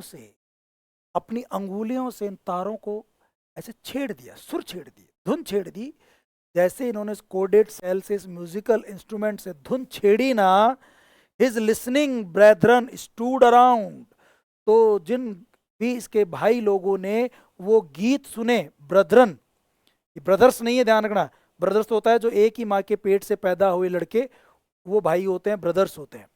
एक होता है ब्रदरन आपके जाति समाज के जो लोग होते, तो उसके जो भी स्वर्ग में जो साथी थे, जो उसके फ्रेंड्स थे, जो उसके ब्रदर्स थे, जो भी उसके साथ के लोग थे, उन्होंने जब ये लिसनिंग सुना, ये कोडेड सेल का जब म्यूजिक जब उन्होंने तार पर स्ट्रक किया, सुना, स्टूड अराउंड, भाई साहब वो मैसमराइज्ड हो गए और वो उनके चारों तरफ, ये इधर जो है जूबल अपना गीत बजा रहा है अगर आप देख रहे हो, और उसके चारों तरफ उसके जो ब्रदरन थे, ब्रदर का प्लूरल होता है ब्रदरन, है ना, वो इसके चारों ओर खड़े हो गए। And wondering on their faces fail, देखो एफ एफ एलिटेशन, साहब वो भाई लोग सब साथ खड़े हो गए और बड़ा म्यूजिक सुनकर आनंद आया, यार ये क्या बज रहा है भाई, वंडरिंग, बड़ा आश्चर्य हुआ, यार ये गजब की चीज बज रही है, उससे पहले कभी म्यूजिक नहीं था, क्योंकि फादर ऑफ म्यूजिक ही कौन है, जूबल, तो इन लोगों ने पहली बार ही म्यूजिक सुना था, बड़े खड़े हो गए। And wondering on their faces fail, और इनके चेहरे से साफ साफ आश्चर्य टपक रहा था, दिखाई दे रहा था, अरे भैया ये क्या चीज है, ये गजब की चीज क्या भाई, बड़ी सुनने में बड़ी अच्छी लग रही है, बड़ा आनंद आया। म्यूजिक में वो ताकत है, जब आप म्यूजिक सुनते हो ना तो भाव विभोर हो जाते हो, इंजॉयमेंट में आप खो जाते हो। म्यूजिक बड़ा सूदिंग होता है, एस्थेटिक सेंस आपको देता है, आपके मूड को चेंज कर देता है। अगर आप दुखी हैं तो खुशी कर देगा, ज़्यादा खुश हो रहे हैं तो आपको दुखी भी कर सकता है। अगर आपके अंदर ताकत नहीं है आप टक्कर लेने की, भिड़ने की, मरने की, कटने की, आपके अंदर जोश भी फूंक सकता है। ये सेम भावना इसने एलेक्जेंडर फीस्ट में ही बताया जॉन ड्राइडन ने, जहाँ एक कवि जो है वो एलेक्जेंडर के दरबार में वो अलग अलग भाव पैदा कर रहा है, ऐसे म्यूजिक जो इंस्ट्रूमेंट हैं, म्यूजिकल इंस्ट्रूमेंट, ये भी अलग अलग भाव पैदा करते हैं। और यहाँ देखो जूबल के उस हार्प से, जूबल के उस लायर से, जूबल के उस कोडेड सेल के जब स्ट्रिंग्स को उसने जो है वो ऐसे स्ट्रिक किया तो उसके एक म्यूजिक को सुन करके चारों तरफ उसके ब्रदर खड़े हो गए और उनके चेहरे पर जो है वो आश्चर्य के भाव थे, wonder on their faces fail. आगे देखिए, the worship that celestial sound, जब ये सेलेसियल साउंड इनको सुनाई दिया, ये आकाशीय, सेलेसियल आकाशीय पिंड होते हैं, सेलेसियल बॉडीज, तो जब ये आसमान में जब ये साउंड म्यूजिक इनको सुनाई दिया इनके ब्रदरन को, तो क्या हुआ, to worship that celestial sound, इनको लगा यार ये जो इस म्यूजिकल इंस्ट्रूमेंट के अंदर से जो ये आवाज आ रही है ये तो कोई दैवी है, डिवाइन है, इसकी तो पूजा करनी चाहिए। तो वो उनके अंदर एक रिलीजियस डिवोशनल फीलिंग पैदा हो गई और वो ऐसे लगा वर्शिप करना चाहते हैं उस सेलेसियल साउंड की। म्यूजिक के लोग पूजा करते हैं, करनी भी चाहिए, म्यूजिक की वीणा की तिलक लगा करके उसमें धागा रोड़ी बांध करके लोग फिर जो उस पर हाथ जोड़ करके करके फिर संगीत सुनाते हैं, तो ये तो वर्ड वर्शिपिंग है। तो worship that celestial sound less than a god they thought there could not dwell, और देखो ये कुछ ज्यादा ही फेंका फाकी कर दी, हाइपरबली कर दिया, एग्जैगरेशन कर दिया, यहाँ हाइपरबली का यूज किया जा रहा है दोस्तों। लेस देन अ गॉड, ये जो म्यूजिकल इंस्ट्रूमेंट से आवाज आ रही थी, जो प्यारी धुन आ रही थी, ये इनको गॉड से कम नजर नहीं आ रही थी, ऐसे लग रहा था साक्षात इस म्यूजिकल इंस्ट्रूमेंट के अंदर कोई गॉड बैठे हुए हैं, उनका निवास है। ये उनकी मुखवाणी से ही निकल रहा है, उनके थ्रॉट से, उनके ग्लॉटिस से आवाज निकल रही है, उनके ग्लॉटिस से आवाज निकल रही है। और वो इसको गॉड मान लेते हैं और पूजा करने की सोचते हैं कि भाई साहब ये सेलिसल साउंड है, तो कोई दैवीय साउंड है, ये तो कोई डिवाइन साउंड है, ये तो कोई डिवाइन म्यूजिक है, इसमें तो कोई देवता का वास है, गॉड, ये ईश्वर से कम नहीं हो सकता है म्यूजिक के, तो ये वाद्य यंत्र है ना, इससे बिल्कुल कम नहीं है। Less than a god they thought there could not dwell, इसमें ईश्वर से कम कुछ रह ही नहीं सकता, है ना। तो ये नेगेटिव वर्ड यूज करके है, एक तरह से आप कह सकते हैं लाइटोटीज का इन्होंने है। Within the whole of that shell, ये जो शैल है, या वो शंख मान लो, या ये लायर मान लो, लायर मान लो, या ये हाप मान लो, ये जो सारंगी मान लो, इसके अंदर ईश्वर से कम कोई नहीं रहता होगा इस होलो में। होलो मतलब देखो इसके अंदर खाली होता है, बस ये खाली होता है तभी बजता है, ड्रम वगैरह और ये अंदर से खोखले होते हैं, तो तार बजते हैं तो एक आवाज़ निकलती है।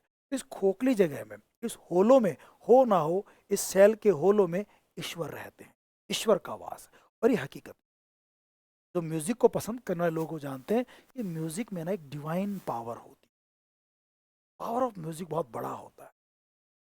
आप जिस तरह का म्यूजिक सुनेंगे ना, आपका मूड वैसा ही स्विंग हो जाएगा। तो ये गॉड गिफ्टेड चीजें हैं और हर कोई बजा भी नहीं सकता। आप, मैं मेरी बात करूं, I don't know how to play flute, how to play drum, how to play lyre और harp, I don't know, because I am not gifted. जो गॉड गिफ्टेड लोग होते हैं उनमें टैलेंट होता है, वही ये काम कर सकते हैं, ठीक है ना। That spoke so sweetly and so so well, देखो स्पोक सो स्वीट, सो एस एस एस रिपीट हो रहा है, गजब का एलिटेशन है, गजब का एलिटेशन यूज किया गया। दैट स्पोक सो स्वीटली, ये जो शैल था, ये जो लायर थी, ये जो कॉर्डेड शैल है, हाँ गजब का स्वीटली सॉन्ग, इतना बढ़िया, इतना वेल, इतना गजब कि आपको ऐसे ना एस्थेटिक फील होगा, you feel so mesmerised, enjoyment, happiness, you will feel exalted, आपको लगेगा कि आप तो बिल्कुल आप ऊपर तैर रहे हैं, इतना बिल्कुल मन लाइट हो जाएगा, हल्का हो जाएगा। What passion can not music, ऐसा कौन सा पैशन है जो म्यूजिक पैदा नहीं कर सकता और म्यूजिक क्वेल नहीं कर सकता। अगेन देखो सेम लाइन रिपीट हो गई, जो शुरू में भी थी, फर्स्ट लाइन भी थी, लास्ट लाइन भी हुई है, तो ये रिफ्रेन होता है। और ऑड में ये चीजें होती है कि आप सेम लाइन जो है बाद में फिर रिपीट करते हो। What passion can not music raise and quell, कौन सा ऐसा पैशन है जो म्यूजिक पैदा नहीं कर सकती, क्वेल नहीं कर सकती, शांत नहीं कर, हर म्यूजिक कर सकती है। अब कौन कौन से देखो आप, स्ट्रेंजा 3 में बात करी गई है ट्रम्पेट की और बाद में ड्रम की, दो म्यूजिकल इंस्ट्रूमेंट स्ट्रेंजा 3 में है। ट्रम्पेट जब बजाते हो ना, तो वॉर में, एरेना, रणभूमि जो होती है, वहां ट्रम्पेट बजाते ही सोल्जर्स को लगता है, आर्मी को लगता है कि भाई अब लड़ने मरने का, कटने का समय आ गया। और एक अलग ही पैशन, एक अलग ही जोश आपके अंदर, ब्रेवरी का जो है वो भर जाता है। तो देखो ये बात कर रहा है, द ट्रम्पेट्स लाउड क्लैंगर, जब ट्रम्पेट की बजने की आवाज आती है, क्लैंगर होता है हार्स साउंड, जब हार्स साउंड आता है, क्लैंगर, क्लैंगर जो है ना एक साउंड होती है, जब बजता है ना ये ट्रम्पेट, तो उसके एक ऐसे ट्रम्पेट होता है, जैसे अपने अपने यहाँ देखा होगा सुराई टाइप की, एक लंबी सी वो तुरई टाइप की होती है, और लंबा सा वो बिगुल बजता है जब, तो फिर समझ लो कि युद्ध की घोषणा अब हो चुकी है। तो क्लैंगर जो है ये एक वर्ड है जो आवाज, साउंड का वर्ड है, साउंड को ही इमिटेट करके वर्ड बनाया गया है। तो इसमें ओनोमोटोपिया है, ओनोमोटोपिया है इसके अंदर, तो ध्वनि अनुकरण किया गया है। ट्रम्पेट्स लाउड, और जो ट्रम्पेट होता है ना, ट्रम्पेट का जिक्र आते ही वॉर की बात होती है, युद्ध की बात होने वाली है, और इसलिए इसको मेटानमी कहते हैं, मेटोनमी, मेटानमी मतलब कोई चीज किसी इतनी जुड़ी हुई है कि उसका नाम बन जाता है। जैसे अमेरिका का प्रेसिडेंट व्हाइट हाउस में रहता है, तो हम कई बार अमेरिका के प्रेसिडेंट को व्हाइट हाउस भी कहते हैं, है ना, तो ये वो चीज है। जैसे लेखक को हम पेन कह देते हैं और सोल्जर को हम सोड कह देते हैं, तो मेटानोमी कहलाती है। ऐसे ट्रम्पिट मतलब युद्ध। और क्लैंगर, क्लैंगर यानी ये एक तरह से ओनोमोटोपिया है। क्लैंगर की स्पेलिंग आप OUR भी देख सकते हैं, है ना, ब्रिटिश इंग्लिश के अंदर। The trumpets loud clangour excites us to arms. देखो आप, ट्रम्पिट की आवाज हमें एक्साइट करती है, बिल्कुल जैसे इंसान एक दूसरे को एक्साइट करते हैं। एक्साइट कौन करता है? ट्रम्पिट। एक तरह से इसमें पर्सोनिफिकेशन भी। क्या हो गया दोस्तों? Personification. The trumpets loud clangour excite us to arms. हथियार उठाने के लिए हमें उत्तेजित कर देता है। एक क्वेश्चन बनेगा कि ट्रम्पिट का कौन से स्टेंजा में यूज किया गया और ट्रम्पिट से कौन से इमोशंस अराइज होते हैं?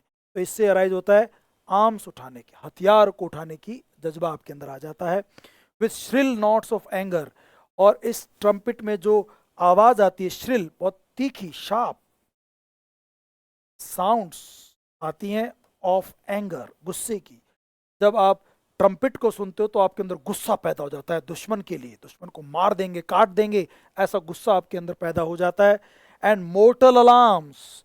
और आपके अंदर मोर्टल अलार्म्स, ऐसा ऐसा सचेत भी कर देता है अलार्म्स कि भाई कुछ ना कुछ खतरा है, लाइफ पर डेंजर है, डेंजर ऑफ लाइफ। मॉर्टल यानी डेंजर, डेंजर ऑफ लाइफ, मरने का डर है। लीथल, लीथल अलार्म कि भैया कुछ ना कुछ बुरा होगा, या तो हम मरेंगे या अगला मरेगा। ऐसे आपको जो है अलार्म बजते हैं ना, जैसे ही अपने अभी जैसे कुछ दिनों पहले युद्ध की बात हो रही थी कि पाकिस्तान से लड़ेंगे हम लोग, और एक अलार्म बजाने की, भाई अलार्म बजता तो क्या करेंगे, युद्ध के सायरन बजेंगे तो क्या करेंगे। तो ये ट्रम्पिट जो एक तरह सायरन का होता है, जो सैनिकों को लड़ने के लिए जो है एक्साइट करता है, हथियारों को उठाने के लिए एक्साइट करता है, जो आप यहाँ पर देख पा रहे हो। ये काम करता है ट्रम्पिट, ठीक है ना। और ऐसा ही काम जो है दोस्तों, देखो मॉर्टल ह्यूमन बींग्स के लिए भी आता है, तब फिर वो मेटानोमी होती है ना। तो से बहुत ही खूबसूरत ये कविता चल रही है। अब देखो आप, the double double double beat, double double double repetition हो गया। ये रिपीटिशन है, सेम वर्ड बार बार रिपीट हो रहा है। और ये डबल डबल डबल बीट, ये डबल डबल डबल ये आवाज भी है। जब ड्रम को डबल डबल डबल बजाते हैं तो डबल डबल डबल साउंड आता है। तो ये कहीं ना कहीं ओनोमोटोपिया भी है। क्या है दोस्तों? ये ओनोमोटोपिया भी है।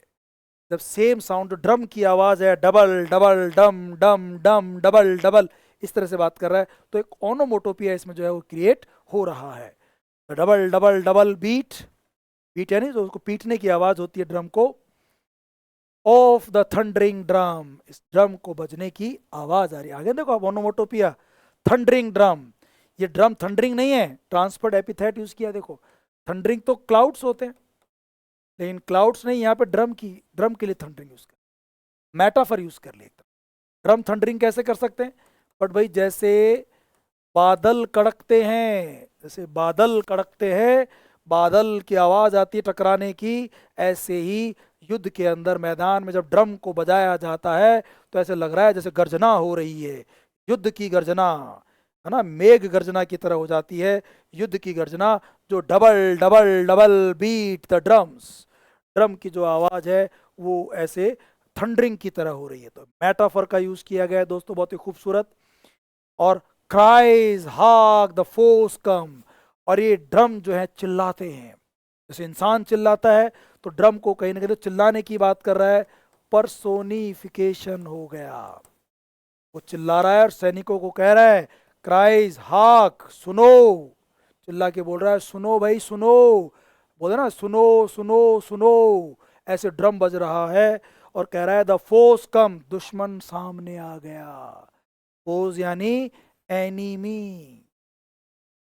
और देखो सीधा बात कर रहा है, अपोस्ट्रफी, ऐसे लग रहा है सीधी बात कर रहा है, डायरेक्ट एड्रेस कर रहा है, सुनो, चिल्ला के बोल रहा है द फोर्स कम, मना रहे हैं, चार्ज चार्ज, फिर रिपीटिशन आ गया देखो आप, चार्ज चार्ज मतलब कि हमला हमला, अटैक अटैक, हमला कर दो।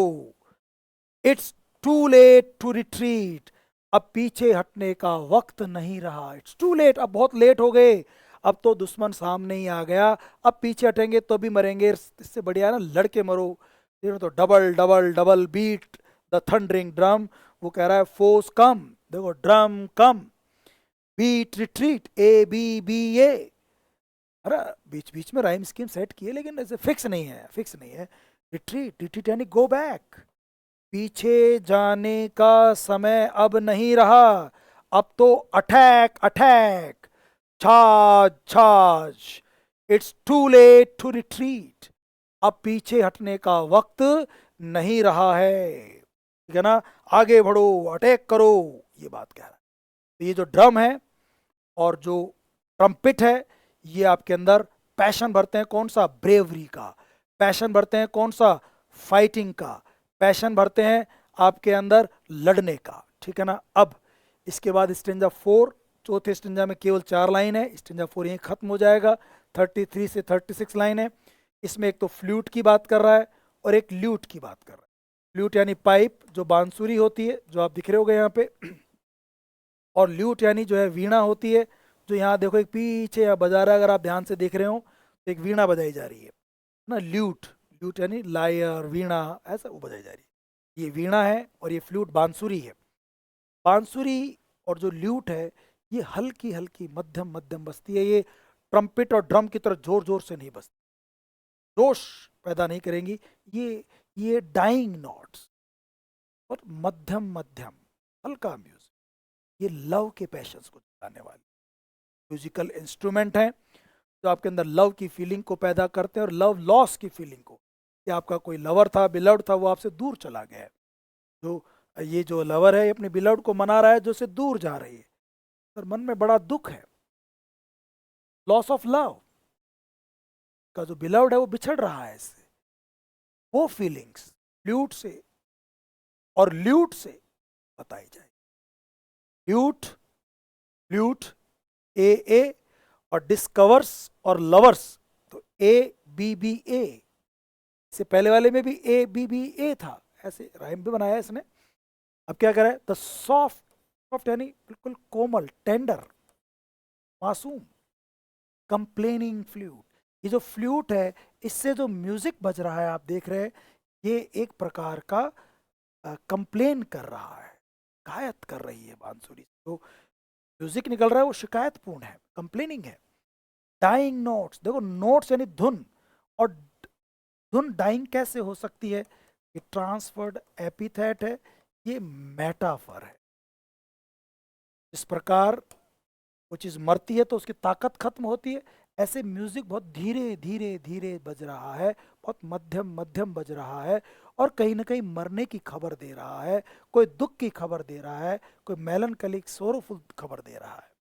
डाइंग नोट्स डिस्कवर्स, जो डाइंग नोट्स हैं उससे ये डिस्कवर, ये पता चल रहा है हमारे को, ये रिवील हो रहा है, ये रिवील हो रहा है, the woes of hopeless lovers, woes यानी दुख, pains, sorrow of hopeless lovers, वो लवर्स जो अब होपलेस हो गए कि पता नहीं आपको अपना बिलव्ड मिलेगा कि नहीं मिलेगा, तो जो लवर्स है वो क्या हो गए हैं, होपलेस हो रहे हैं, और उनके मन में एक पेन है, उनके मन में एक अलग सोरो है, एक मेलनकलिक फील कर रहे हैं, मॉर्निंग फील कर रहे हैं, लेमेंटिक फील कर रहे हैं, और ये जो दुख है ये आपको इस फ्लूट की कंप्लेन से, इसके म्यूजिक से, इसकी नोट से, इसकी धुन से आपको समझ में आ रहा है।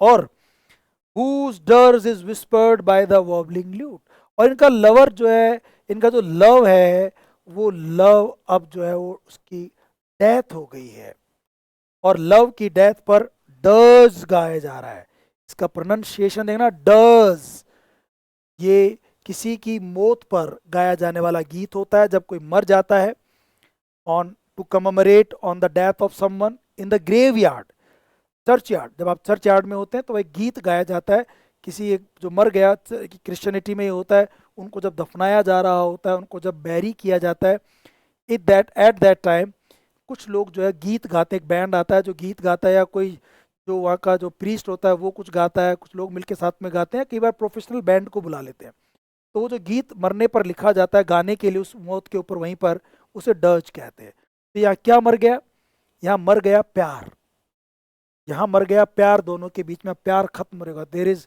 नो मोर, है ना, now everything is over between them, हर चीज खत्म हो गई, प्यार खत्म हो गया। तो अब इस प्यार के जो डर्ज है ना, सॉन्ग ऑफ डेथ, डर्थ यानी song of death, sorrowful song whispered by the warbling lute. Warbling होता है जो मध्यम मध्यम सा म्यूजिक या बर्ड्स का म्यूजिक आप ये कह सकते हैं, जो छोटे छोटे पक्षी जो चीचाहट करते हैं ना वो, है ना, सॉन्ग्स ऑफ वाबलिंग यानी songs of birds, songs of birds, warbling होता है सॉन्ग्स ऑफ बर्ड्स।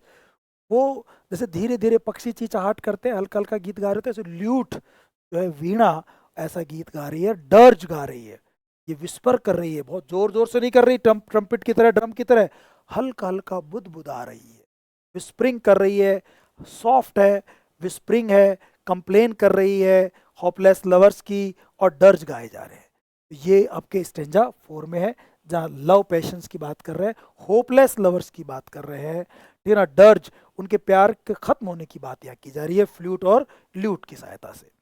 फिर जो स्टेंजा 5 है दोस्तों, उसमें लाइंस 37 से 41 है, इसके अंदर 5 लाइंस हैं जो आपको दिखाई दे रही हैं, ये भी उसी बात को आगे बढ़ाती है। और यहाँ पर अब जो म्यूजिकल इंस्ट्रूमेंट आ रहा है वो है वायलिन्स। वायलिन जो होता है ये भी कहीं ना कहीं मेलनकलिक सॉन्ग ही गाता है ना, वायलिन में बहुत दुखी सैड सॉन्ग्स गाए जाते हैं, धुनें बजाई जाती हैं, नोट्स बजाए जाते हैं। तो यहाँ पर भी वही लवर्स की बात है और उसी बात को आगे बढ़ाया जा रहा है। शार्प वायलिन्स प्रोक्लेम, जैसे वहाँ पे था ना डिस्कवर, तो प्रोक्लेम यानी डिक्लेयर, जो वायलिन की जो धुन है, नोट्स हैं, वो क्या डिक्लेयर कर रहे हैं, वो क्या कह रहे हैं, वायलिन देखो प्लूरल है, प्रोक्लेम और घोषित कर रहे हैं, घोषणा करना इंसानों काम होता है, जो वायलिन घोषणा कर रही है, तो वायलिन को भी यहाँ पर्सोनिफाई किया गया है। शार्प वायलिन्स प्रोक्लेम, जो शार्प वायलिन्स हैं वो प्रोक्लेम कर रही हैं, वो इस बात का दावा कर रही हैं, ये कह रही हैं, क्या वो क्या बताती हैं, क्या डिक्लेयर कर रही हैं, क्या रिवील कर रही हैं। जैसे फ्लूट और ल्यूट वो होपलेस लवर्स के डर्ज को, कंप्लेन को रिवील कर रही हैं। वायलिन क्या रिवील करती हैं, ये रिवील करती हैं जेलस पैंग्स, ईर्ष्या, ईर्ष्या वाले पैंग्स, वेदना, संवेदना, दुख, पैंग्स यानी पेन्स, एनवी, जेलस फील कर रहे हैं आप, है ना।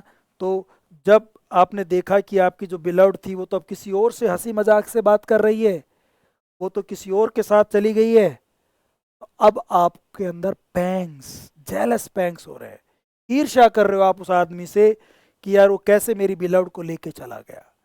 और ये जब आपने देखा होगा फिल्म वगैरह में भी कि कोई लड़की जब किसी लड़के के साथ हो जाती है तो जो दूसरा जो दुखी प्रेमी है, जो उसका आशिक है, वो वहाँ पर जो है वो वायलिन बजाता है या वहाँ पर वो पियानो बजाता है ना, और अपने दुख को बताता है। ऐसा ही कुछ दुख यहाँ पर इसके दिल से निकलता हुआ दिखाई दे रहा है, रिवील हो रहा है, प्रोक्लेम हो रहा है, और जेलिसी आपको दिखाई यहाँ पर महसूस हो रही होगी दोस्तों।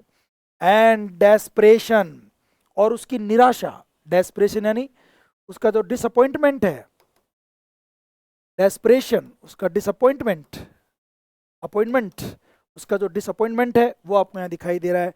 Desperation, jealous pangs, fury, fury यानी एंगर, और देखो फ्यूरी, फ्रेंटिक, एफ और एफ एलिटेशन भी तो है, फ्यूरी गुस्सा, फ्रेंटिक इंडिग्नेशन और जबरदस्त नफरत, इंडिग्नेशन यानी होता है हेट, उसके अंदर नफरत है अपनी प्रेमिका के लिए, अब उसका धोखा देना अब नफरत में बदल गया है, इंडिग्नेशन, है ना, फ्रेंटिक बहुत जबरदस्त गुस्सा उसको आ रहा है, फ्यूरी, फ्रेंटिक, इंडिग्नेशन, नफरत, निराशा, दुख, ये सब व्यक्त कर रहा है वायोलिन। वायोलिन क्या व्यक्त करता है, fury, frantic, desperation, jealous pangs, है ना, इन सब चीज को व्यक्त कर रहा है, इंडिग्नेशन। और देखना आगे क्या कह रहा है, depth of pains and height of passions. देखो एक तरफ डेप्थ गहराई की बात कर रहा है और दूसरे में हाइट की बात कर रहा है। और देखो noun of noun, noun of noun, same structure इधर भी है और इधर भी है, पैरेलल स्ट्रक्चर है, और दोनों में ऑपोजिट बात हो रही है, कॉन्ट्राडिक्टरी बात हो रही है। तो इस तरह दोनों में कॉन्ट्राडिक्टरी बात होती हो और सेम पैरेलल स्ट्रक्चर हो तो इसको आप एंटीथीसिस कहते हैं। ये एंटीथीसिस का बहुत ही अच्छा एग्जांपल है।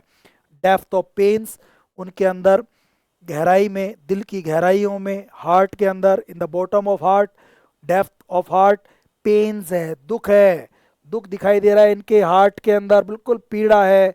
एंड हाइट ऑफ पैशन, और गजब का पैशन है अपनी प्रेमिका के लिए। गुस्से का पैशन भी हो सकता है, इमोशन हो सकता है, डेस्परेशन का हो सकता है, फ्यूरी, फ्रेंटिक, इंडिग्नेशन, नफरत का भी हो सकता है। लेकिन इसमें बहुत ही खूबसूरत जो है, ये तो पक्की बात है, एंटीथीसिस का यूज किया गया। और इस इमेज से आप पूरी चीज समझ पा रहे होंगे दोस्तों। Depth of pains and height of passion, है ना। फॉर द फेयर, देखो F F, again alliteration, disdainful dame, D और डी अगेन एलिटेशन, खूबसूरत एलिटेशन, डिसडेनफुल डेम और फॉर द फेयर। ये जो उसके अंदर दुख है, पेन्स, पीड़ा है, जो पैशन है, हाइट ऑफ पैशन, ये किसके लिए है?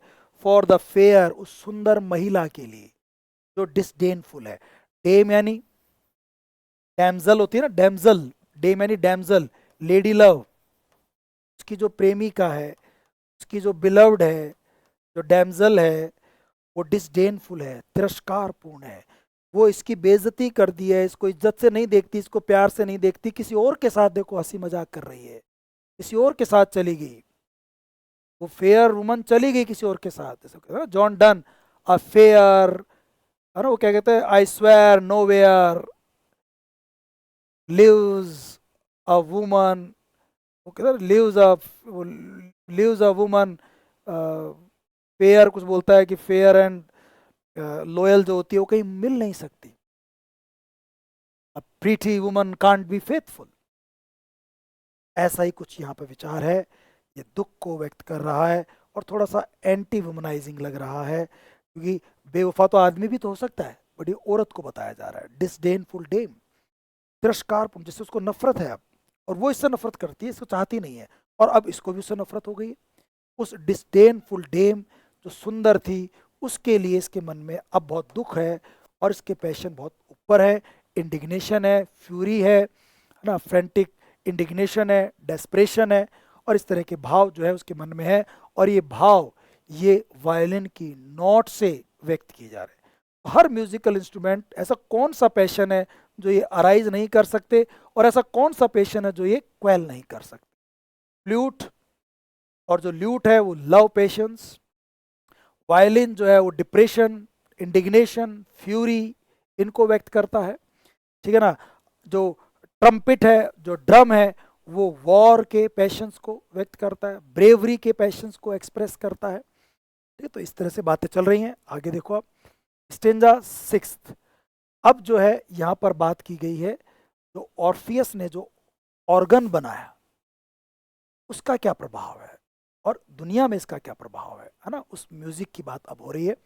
बट ये स्टेंजा 6 है, लाइन 42 से 47, 6 लाइन है इसके अंदर जो दिखाई दे रही है आपको। बट ओ देखो, फिर एड्रेस है, संबोधित कर रहा है सीधा, अपोस्ट्रफी कहते हैं इसको हम, सीधा संबोधित हो रहा है। Oh what art can teach, ऐसी कौन सी कला है जो सिखा सकती है। What human voice can reach, और कौन सी ऐसी मानव की आवाज है जो पहुंच सकती है। The sacred organs praise, sacred जो ऑर्गन है, पवित्र ऑर्गन, सैक्रेड यानी होली, और ऑर्गन जो है ये म्यूजिकल इंस्ट्रूमेंट है, इसकी प्रशंसा कोई नहीं कर सकता, न कोई मानव की आवाज और न कोई कला, कोई नहीं कर सकता। ये पूरा जो है दोस्तों, ये रिटोरिकल क्वेश्चन है, ये रिटोरिकल क्वेश्चन है। कौन सी ऐसी मानव की आवाज है, ह्यूमन वॉइस, और कौन सी ऐसी कला है जो ऑर्गन की प्रेज, पवित्र ऑर्गन की प्रेज के एक्सट्रीम तक पहुंच सकती है, जो उस पर न्याय कर सकती है।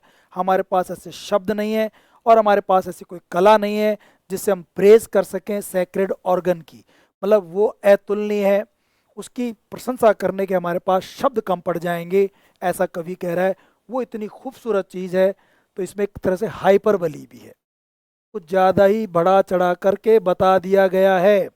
ऐसा थोड़ी हो सकता है, बड़े बड़े कवि हैं, वो तो प्रशंसा में अच्छी बातें कर ही सकते हैं, लेकिन इसको कुछ ज़्यादा ही एग्जेगरेट कर दिया गया है। तो इसमें हाइपरबली का भी यूज़ किया गया है। देखो आप, but O what art can teach and what human voice can reach. देखो बहुत ही खूबसूरत हेरोइक कपलेट है। दोनों लाइन सेम है, और टीच रीच ए इस तरह का इसने राइम स्कीम भी यूज़ किया। 10, अब आगे देखो, नॉट्स इंस्पायरिंग होली लव।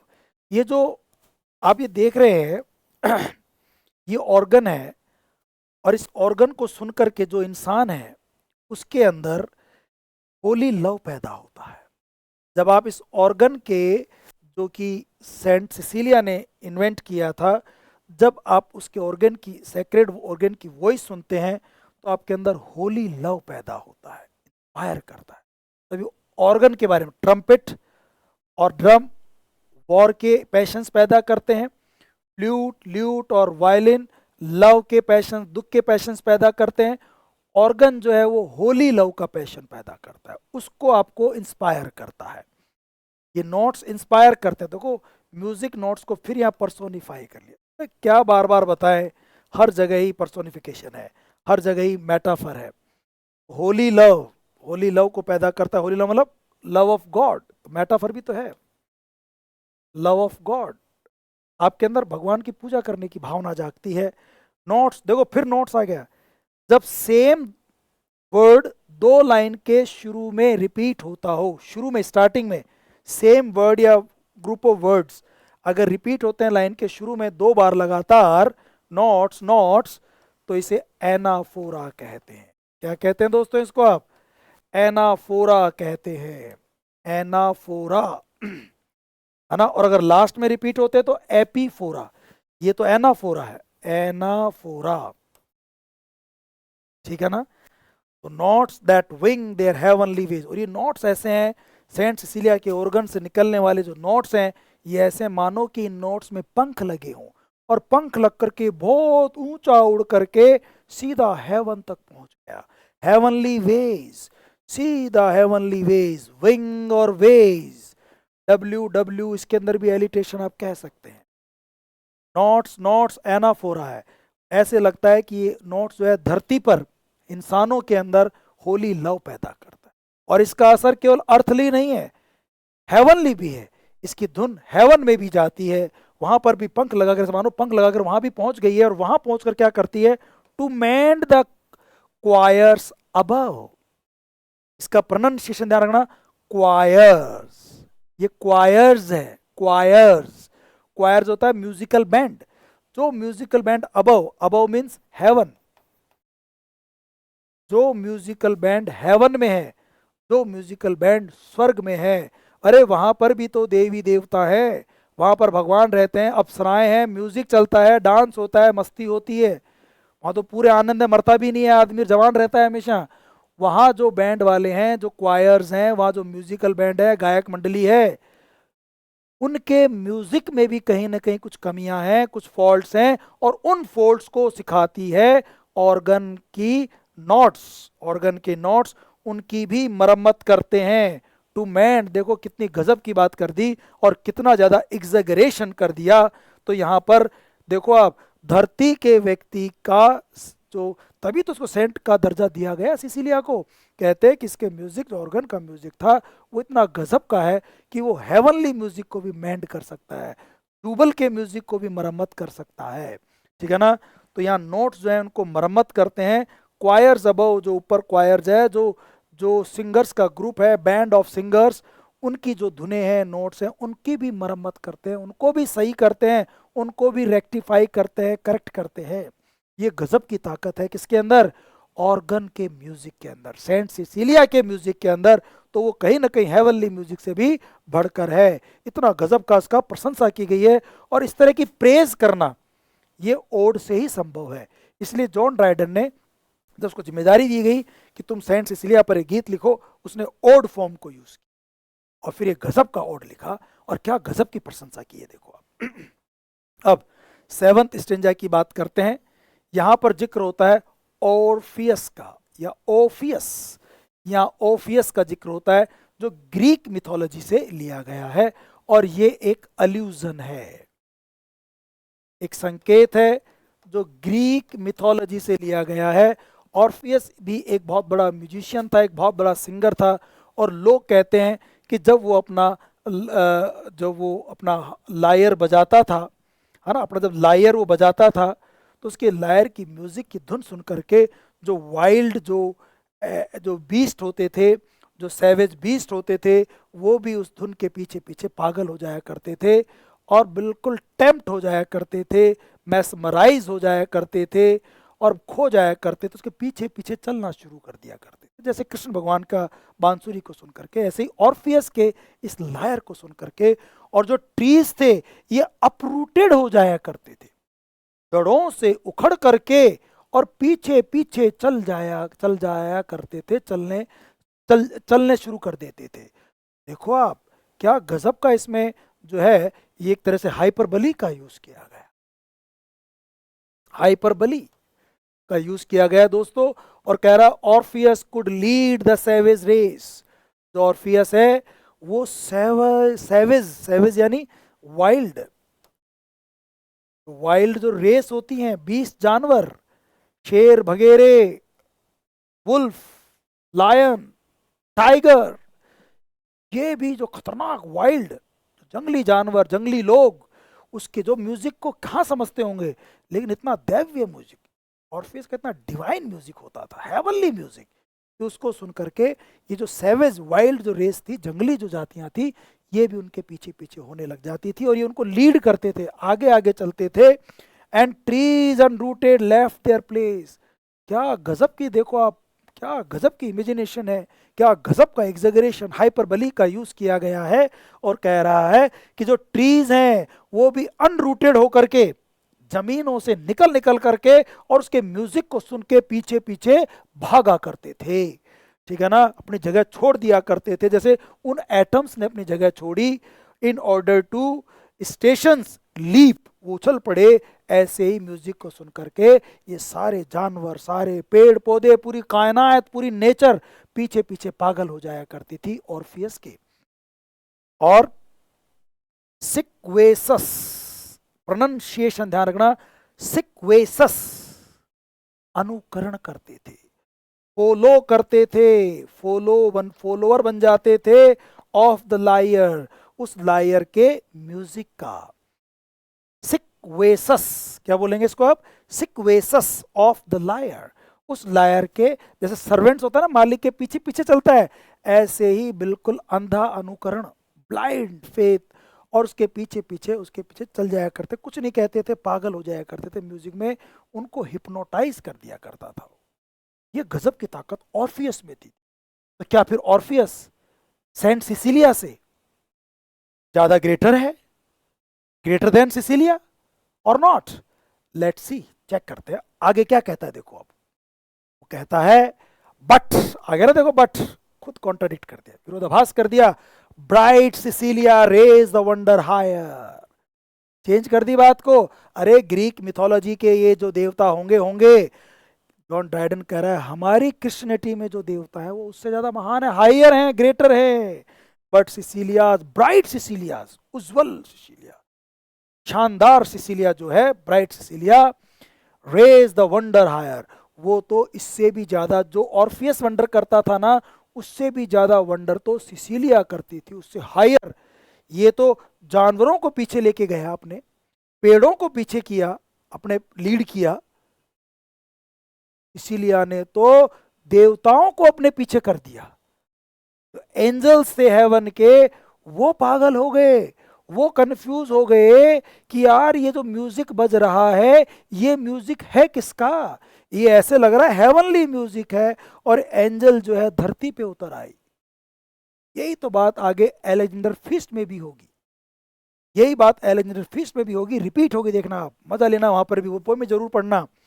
ये कहता है वेन टू हर ऑर्गन, जब अपने म्यूजिकल इंस्ट्रूमेंट को बजाती है, वोकल ब्रेथ वाज गिवन, और जब वो उसमें संगीत देती है, गीत देती है, अपनी आवाज देती है, वोकल ब्रेथ अपनी साउंड देती है, अपनी आवाज देती है ना, was given and angel heard, और उस गीत को उसकी इस जो सेंट सिसिलिया का जब म्यूजिक बजा और उसने अपनी वोकल ब्रेथ दी, तो उसकी आवाज को एक एंजल ने सुन लिया। ऐसे खूब सारी एंजल पागल हो गई। वो उन्होंने जब सुना एंजल ने, स्ट्रेट अपीयर्ड, सीधी हेवन से उतर के धरती पर आ गई।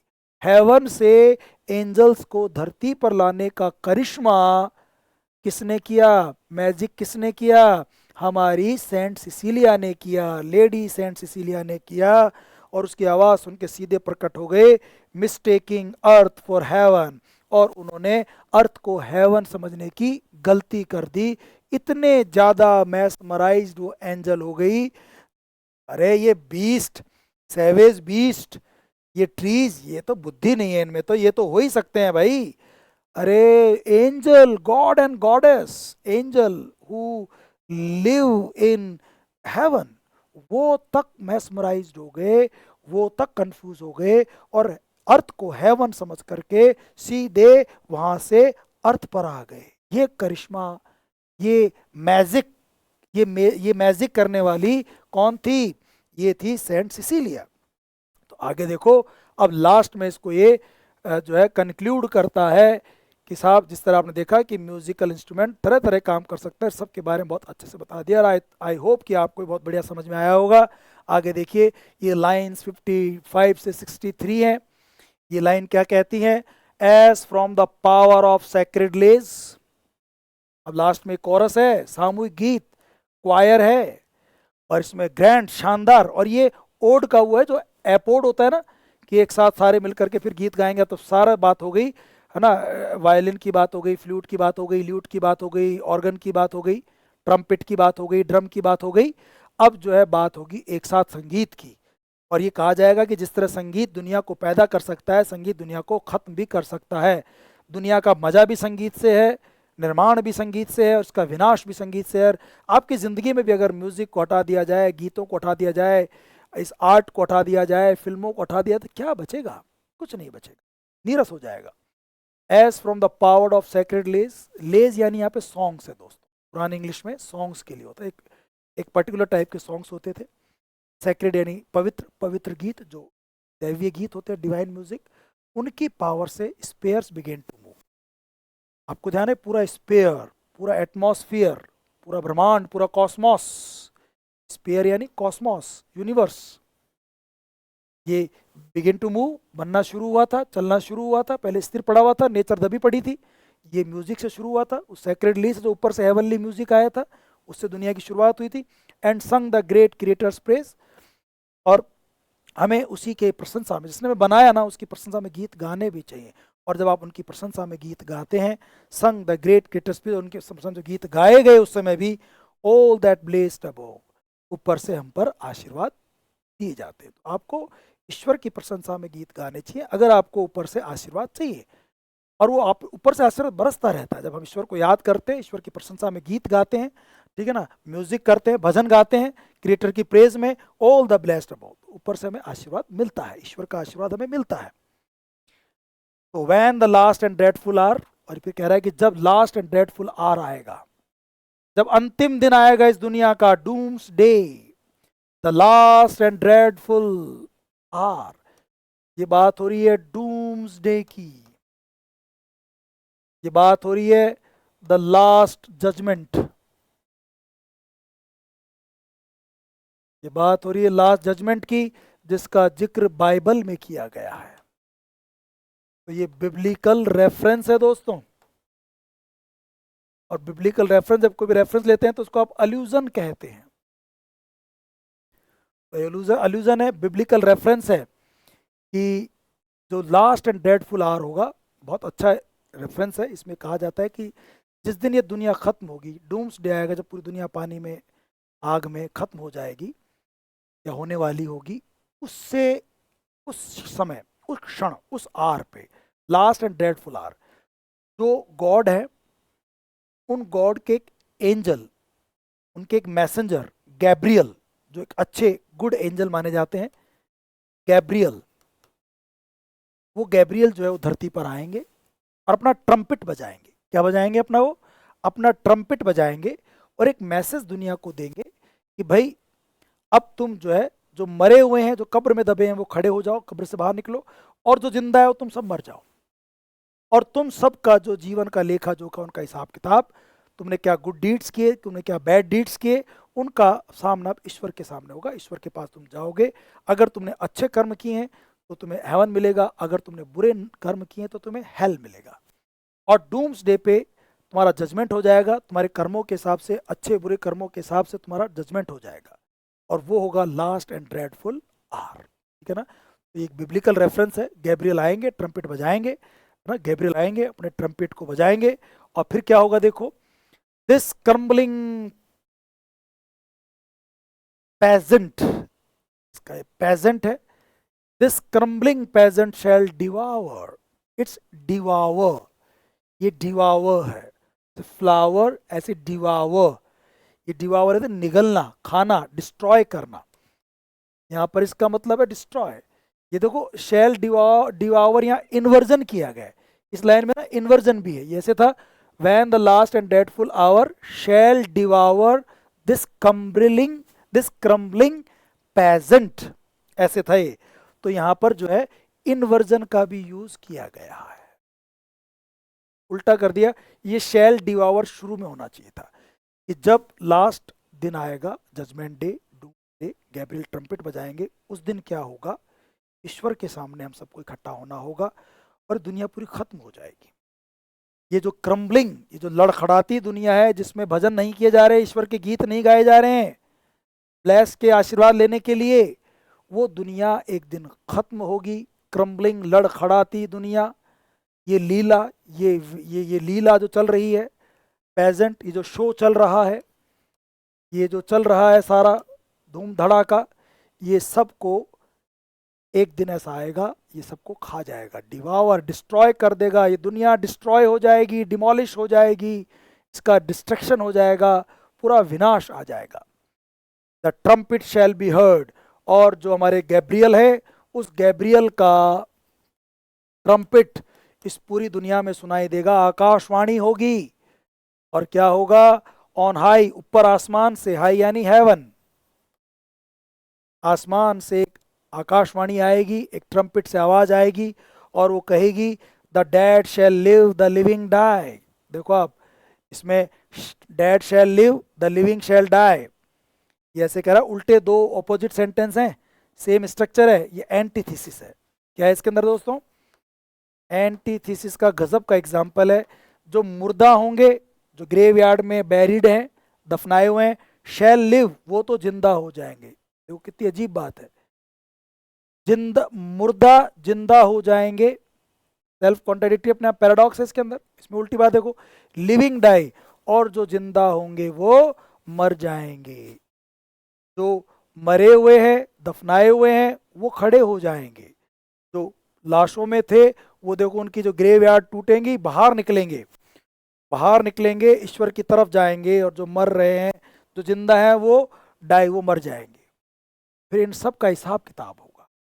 And music shall untune the sky, और जिस प्रकार म्यूजिक ने इस स्काई को बनाया, इस कॉस्मोस को, इस यूनिवर्स को बनाया, ट्यूनिंग से, अपने म्यूजिक से, ट्यूनफुल म्यूजिक से, अब वो अनट्यून द स्काई, अनट्यून यानी अनडन, इस स्काई को, स्काई यानी यूनिवर्स, इस यूनिवर्स को अब जो है म्यूजिक अनट्यून कर देगा, अनडन कर देगा, डिस्ट्रॉय कर देगा, बर्बाद कर देगा।